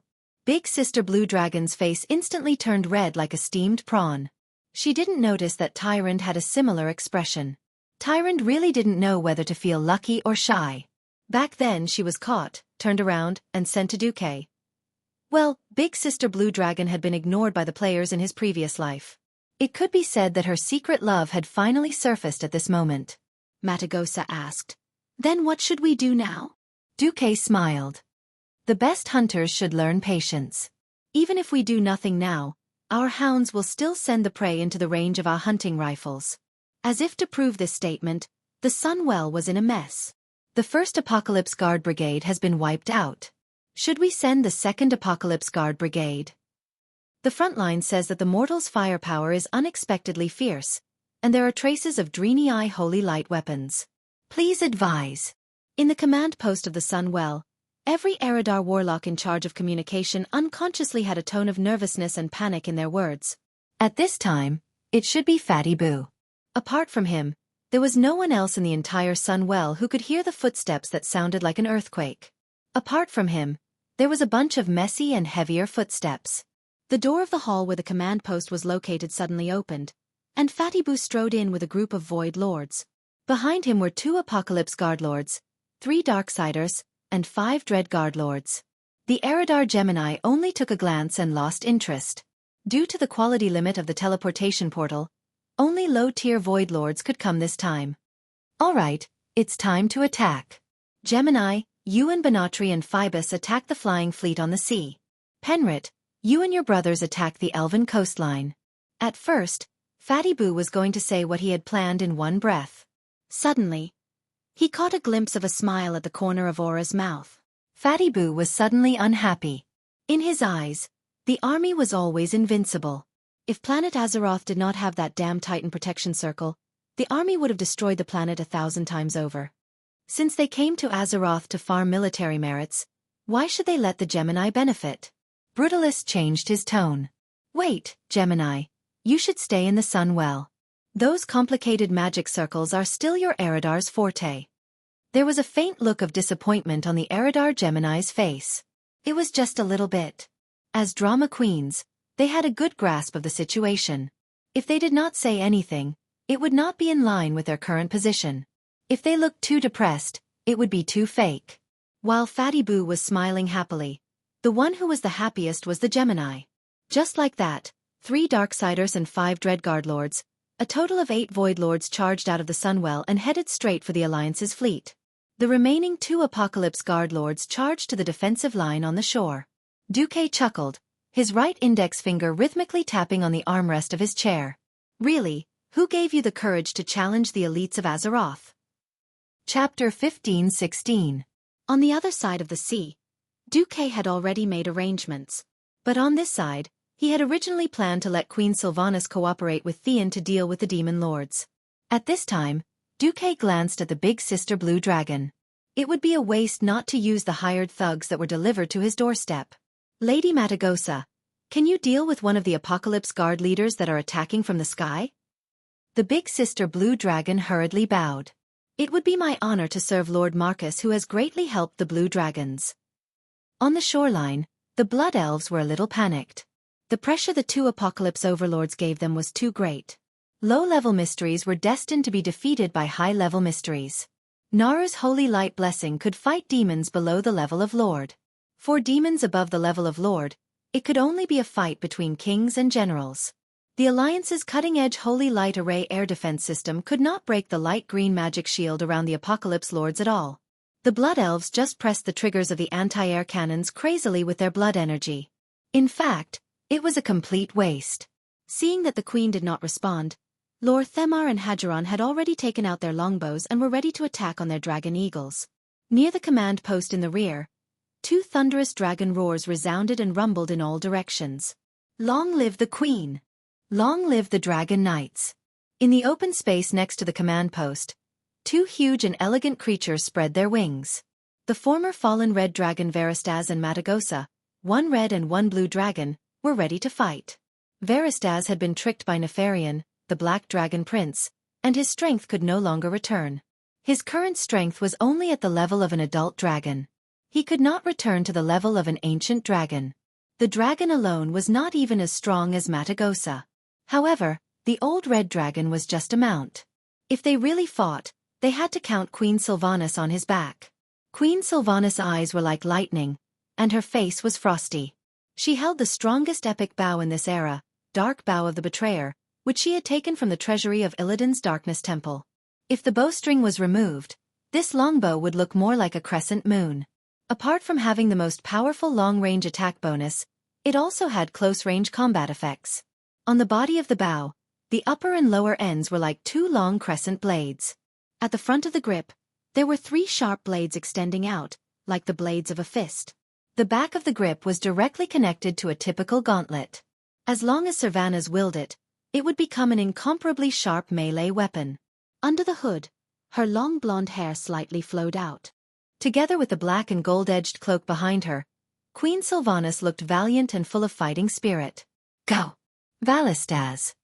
The old red dragon roared again and flapped his wings. Although the surrounding elven guards had long since left, the sand and stones raised when the dragons took off were still like a sandstorm, rolling up debris all over the sky. When the two dragons flew into the sky, debris fell like rain. Hadgeron and Lord Themar looked up at the two pairs of dragon wings that covered the sky and the sun rising higher and higher. When the shadow of the dragon wings almost covered a small square, both of them slightly opened their mouths. The massive crimson dragon looked like the most gorgeous work of art. Almost every blood elf warrior was looking at the sparkling red scales under the sunlight with a look of worship. Her scales reflected the sunlight, making Queen Sylvanas look like she was enveloped in a halo of sacred and inviolable flames. As expected, Sylvanas is the true pride of us elves. Hadgeron's voice sounded like he was in a dream. Yeah. Lord Themar felt the same way. The two dragons and the Dragon Knight flew to the Lord of the Apocalypse and stopped 300 meters away. Queen Sylvanas raised her head and looked at the demon lord in the sky with her icy eyes. Insignificant mortals. Kneel. Queen Sylvanas was not happy with the demons of the Burning Legion. Although the mages faction was meant to be a group of traitors, and they were meant to be killed together, she was still unhappy. Queen Sylvanas pointed with her boots, and Valistaz immediately understood. After being saved from the fallen, he was much weaker in a prolonged battle, and his instantaneous explosive power was not strong either.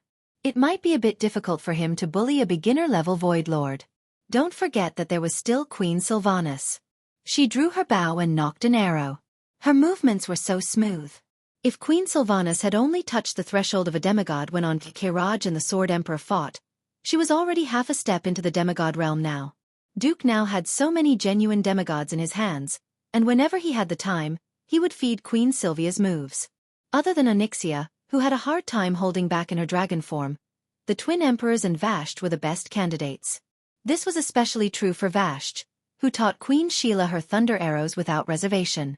Therefore, when the arrow in Queen Sylvanas' hand lit up with lightning that even the sunlight couldn't cover, the Apocalypse Guard was dumbfounded. Valistaz took the opportunity to pounce. His 4 dragon claws immediately suppressed the Apocalypse Guard's limbs, and his dragon mouth was about to bite the Apocalypse Guard's neck. For the Apocalypse Guard lords who had thick skin and flesh, this was not fatal. What was truly terrifying was that Queen Sylvanas, who was on the dragon's back, leaned out at this time and shot a close-range shot into the Apocalypse Guard's silly mouth. Asterisk boom. Asterisk with a bang, the original position of the Apocalypse Lord's head was instantly replaced by an extremely dazzling purple-blue lightning. On the other side, while Martagoser and the other Apocalypse Lord fought fiercely, the situation on the sea also changed. At first, not many lords noticed that some mysterious power had instantly pulled the entire sea level down by tens of centimeters. Soon, a white line visible to the naked eye suddenly appeared on the surface of the sea between the fleet and the Isle of Queldonas. When the sea cracked and split to the left and right in a rumbling sound, a deep valley and two parallel waterfalls were revealed. Millions of tons of seawater poured down from the cliffs on both sides. With the help of binoculars, the Alliance soldiers could even see the situation at the bottom of the sea. In the shallow sea area that was not considered deep, a six-armed female Naga coiled her snake tail and sat upright on a coral reef at the bottom of the sea. There was a clear mockery on her beautiful face. Azeroth is the territory of us, the Azeroth creatures. Go back to where you came from. Then, the Alliance soldiers saw a strange scene that they would never forget for the rest of their lives. Vasht's true demigod power not only divided the 2-kilometer-long sea into two, but also suddenly rose with her as the center. Two huge sea tornadoes with a height of 1,000 meters suddenly rose. The huge waves immediately covered the 8 demon lords. The violent water current, with the impact of thousands of tons, forcibly pulled all the demon lords to the bottom of the sea. Chapter 15:17. When the abnormal sea surface that had been split in half became an ordinary sea surface again, the waves in front of them became turbulent. From time to time, huge shock waves could be seen, causing the surface of the sea to swell up, followed by water pillars that shot into the sky. The naval officers and soldiers of the Alliance, mainly made up of the courtiers and storm people, felt that their vision was a little blurry. They seemed to have seen huge aquatic monsters swim through the gaps in the fleet and rush to the bottom of the sea. Another Alliance officer swore that he had seen giants at the bottom of the sea in the shallower waters. Hee hee. You don't know. That's another batch of Naga who have been reformed by Lord Marcus and pledged loyalty to the Alliance. This Storm Naga clan is stronger than the ones from back then. There's also the loyalty of the giant fish and the leader of the deep-sea giants. I heard that the female Naga called Celia has the strength of a demigod. Wow! That's amazing! The Alliance soldier, who had just returned from the Outer Realm, boasted proudly. The recruits beside him all listened with great interest. The fierce battle at the bottom of the sea extended from the shallower areas to the even deeper trenches on the north and south sides. Soon, the churning of the sea gradually calmed down. It was unknown whether it was because the water was too deep and the fluctuations below could not affect the surface of the sea, or because the battle had come to an end. In Sindoriai's command post, Tyron sighed softly. You've really picked up a big bargain. A dignified demigod brought so many powerful subordinates to stick to you. The corners of Duque's mouth twitched. He was instead interested in sensing the battle underwater with the magic net. In the deep sea, observing the enemy with the naked eye was a joke. When the turbulence of the elements and the deliberately muddy water mixed together, the demon lords who were not familiar with underwater battles were destined to end tragically. Moreover, only the top high-ranked void lords could withstand a demigod powerhouse, and it had to be in a relatively advantageous terrain. The sea was the home field of the Nagas. As long as En-Zoth did not come out to cause trouble, Vasht was almost invincible. En-Zoth would not dare to come out. After all, Vasht was only dealing with a few low-ranked void lords who did not have eyes. It could not be considered as using her full strength. Moreover, the Alliance's side, Duque and Elune had not really made a move yet. If he ran out to ambush Vasht, it would be equivalent to foolishly taking the blame for the Alliance targeting kill Jaden. The most cunning En-Zoth would certainly not do such a good thing at his own expense. Duke didn't intend to let Vasht go all out. She and the leaders of Serpent Temple were here to hold the fort. To be honest, small matters such as beating up the Demon Lord could be left to the three leaders, Yusler, Morrogrim Tidewalker and the unstable Hydus. Apart from the initial move to pull the Demon Lord down, Vasht was just watching the show. Even the Deepwater Lord, Karathras, just stayed by her side to guard. Above the water surface of the outer circle of the Isle of Quel'Donas, after Queen Sylvie dealt with the Doomsday Lord, she directly drove the Red Dragon to circle around the outer circle of the island. Now, her thunder arrows could guarantee that within 1,000 meters, any enemy that was commander tier or below that appeared in her field of view would be instantly killed. Once upon a time, they were obsessed with using magic to destroy the enemy.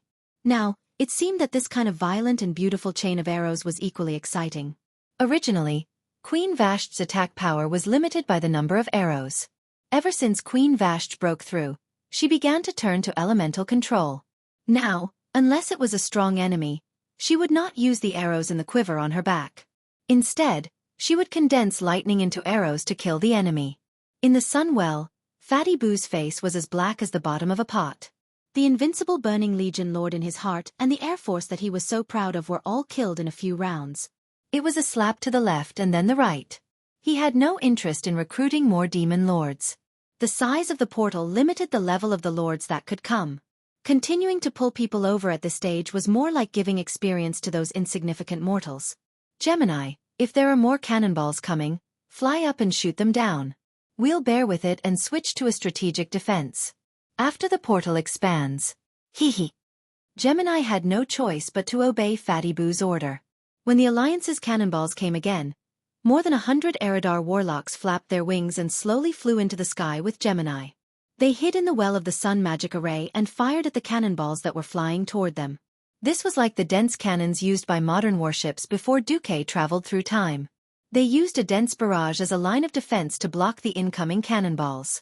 Since the sun well had an almost endless supply of magic, the magic circle was not afraid of elemental magic attacks. They only needed to focus on the incoming cannonballs. For a moment, it seemed that the effect was not bad. In the command center, Xueqi smiled. Ha! The effect is not bad. Pass the order. Begin the landing battle. With the order, the Alliance's fleet on the sea and in the sky became lively. First, the cannons no longer targeted the Sunwell Highlands. Instead, they focused on the landing point at the beach. A place that looked empty did not mean it was a safe zone. Using the cannons once would at least give them peace of mind. The 203mm cruiser's main cannons were aimed at Yongwon Port in the north of the island, while the 400mm and above were all sent to the buildings in the middle of the island, as well as the Magister's platform in the northeast. That was once Kale, that's Palace. Although there was no special meaning to bombing there, when Du had traveled through time, he could not farm the famous white chocobo on the Magister's platform no matter how hard he tried. Du, with his dark heart, just let it go. Sylvanas sighed to himself as he flew in the sky. With this, the mage's backbone would probably be completely broken. Since ancient times, the most terrifying thing was to break the legacy. Without the historical texts and architectural relics needed to carry the legacy, there would be no cultural core. It should be said that this was the inevitable outcome of the High Elves and High Elves who crazily pursued the secrets of magic by hook or by crook. After the cannons covered a circle, thousands of murlocs, surged ashore. As the unquestionable cannon fodder of the vassal races, it was naturally the murlocs whose lives were worthless to land on the beach to explore the way and deal with mines. In fact, the effect of the cannons was not very good. Those who died were basically demonized half-elves. The true Burning Legion demons did not suffer great losses. Their resistance was also seen by Vashj. Chapter 15:18. The scene of thousands of Nagas swaying their long snake tails, surging from the bottom of the sea to the shallows, and then quickly landing gave the Alliance a sense of shock. It was hard to imagine what it would be like if they encountered so many Nagas when they landed. Not to mention the old-fashioned wooden boats. Even the landing ships that Xueqi had drawn and built would die if they encountered the Nagas. The mainstream races of the Alliance, such as humans, were still helpless against large-scale underwater battles. Druids turning into seals. Well, many elite druids had died in Zangermarsh last time, and Fandral Staghelm was still extremely resentful. He said that Xueqi would have been fine if he had kept Vashj long ago. In the 25 years since the Dark Portal, the Alliance had abandoned wooden warships and switched to new warships made of steel. Although they looked ugly, the increase in defense and survivability was real. Amphibious warships that could hold landing ships at the stern were also built. However, the new diesel boiler engines still had various problems, which was also an inevitable byproduct of rapid development. However, they did not use the dock and directly transported the new tanks to the beach. Once the Alliance commanders tasted this kind of forceful flattening, they could not bear to part with it. Not only Yongwon Port, but there were landing ships landing in other directions on the Isle of Quelled Donnas. At the place closest to the elven homeland, Arthas had directly frozen the harbor and walked there. Now that the Alliance had been prepared, after suppressing the counterattack of the demons, they first sent out the boats stored in the cellar near the old site of Silver Moon City, and then had the engineers set up pontoon bridges. With the paladins of the Silver Hand Knights as the vanguard, they launched a charge. The Alliance had begun a large-scale counterattack, and the Burning Legion would not be idle. From the ready-made teleportation portals, demons of all levels continuously poured out. Under the orders of the frontline commanders, they began to counterattack the Alliance on the beach. In several places, the murlocs were simply harvested by the demons like cutting grass. If it were not for the Nagas, the Murlocs would have collapsed long ago. The loss of cannon fodder at the front ensured that the losses of the Alliance warriors would not be too high. The flames of war spread throughout the entire Isle of Quelled Donnas. At the same time, a little bit next to the center of the Sunwell, there was finally a surge of terrifying energy that could penetrate the sky and earth. A golden pillar of light shot straight into the sky, shattering all the clouds in the sky. Then, a faint destructive aura rippled out. It was like the smell of a volcanic eruption, similar to sulfur, full of scorching heat. Along with the scorching heat, there was also a familiar evil aura, the demonic aura of the highest level of demons. He could totally imagine Kill Jaden already waiting on the other side of the portal. In the command post, the Alliance leader was in a video conference. Xueqi held his chin with one hand and said with a faint smile, "Has it finally begun?"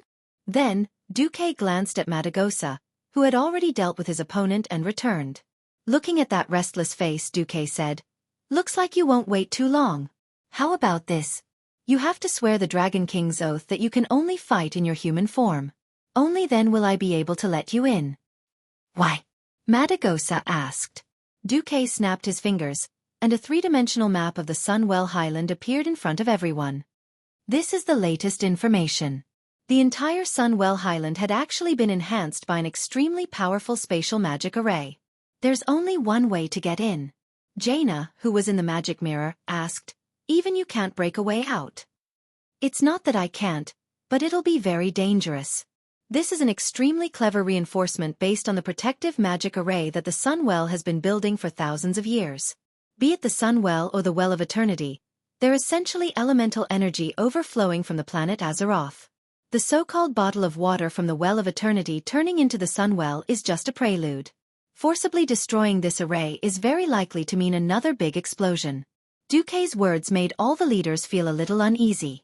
10,000 years ago, the Well of Eternity was blown up, and as a result, the mainland collapsed. What about this time? Apart from Queen Sylvie, who was fighting outside, the three Windrunner sisters were all nervous. Xueqi shrugged. Once the Sunwell explodes, at least the mainland of Sindorii will be finished. It might even affect Rotterdam. Of course, I reckon it probably won't blow up New Rotterdam, but Stratholme is a little dangerous. The Alliance leader's scalp went numb, and he jumped up. "If it's so dangerous, why did you have to use the Sunwell as bait?" Aurelia said, "First of all, how to deal with the Sunwell is the internal affairs of the Sindorii kingdom. The Alliance has no right to interfere. Secondly, I reckon Xueqi didn't expect it to turn out like this." Xueqi went with the flow. "I didn't know the Burning Legion's spatial magic would be so terrifying either. Magic is indeed a very deep subject. Even I, a demigod of the weave, can't understand it." Xueqi glanced at the big sister blue dragon. "Okay, speaking of which, because of the spatial magic array, the space in the Sunwell is very limited. According to the intelligence, the blue dragon Kalegos is guarding the first pass. The space there really isn't big." As Xueqi brought up the circular platform where the first elder of the Sunwell was, Madagosa frowned. It was a place with a diameter of less than 300 meters. For humans, it was indeed a large square. For dragons, it couldn't meet the needs of battle at all. If Kalegos went crazy, Madagosa would have to transform to stop him. Then, this place would turn into a hand-to-hand battle without any skills. Only the one with the strongest vitality and defense would survive. This was something Madagosa definitely didn't want to see. At this moment, Xueqi clapped his hands and attracted everyone's attention again. "Kalegos isn't our enemy. He's just being controlled. So, what we really have to deal with is the soul of the dread demon king that has possessed him. I'll have to trouble everyone to rehearse later." Not long after, the leaders of the Alliance, who were also the strongest people in the country, walked out of the portal. Xueqi had Madagosa transform into a dragon on the prepared field and let everyone rehearse how to move and find the portal. This was a battle where they switched between two worlds. Basically, if the strategy was correct, they would beat up Kalegos first. Then, the delirious guy would open a portal and let the heroes enter a dark inner world to beat up the main character, Sasovar. Xueqi didn't participate in this battle. Firstly, it would be embarrassing for a demigod to beat up Kalegos, who wasn't even an ancient dragon. Secondly, he really wasn't confident that he could get his main body to enter the nightmare space.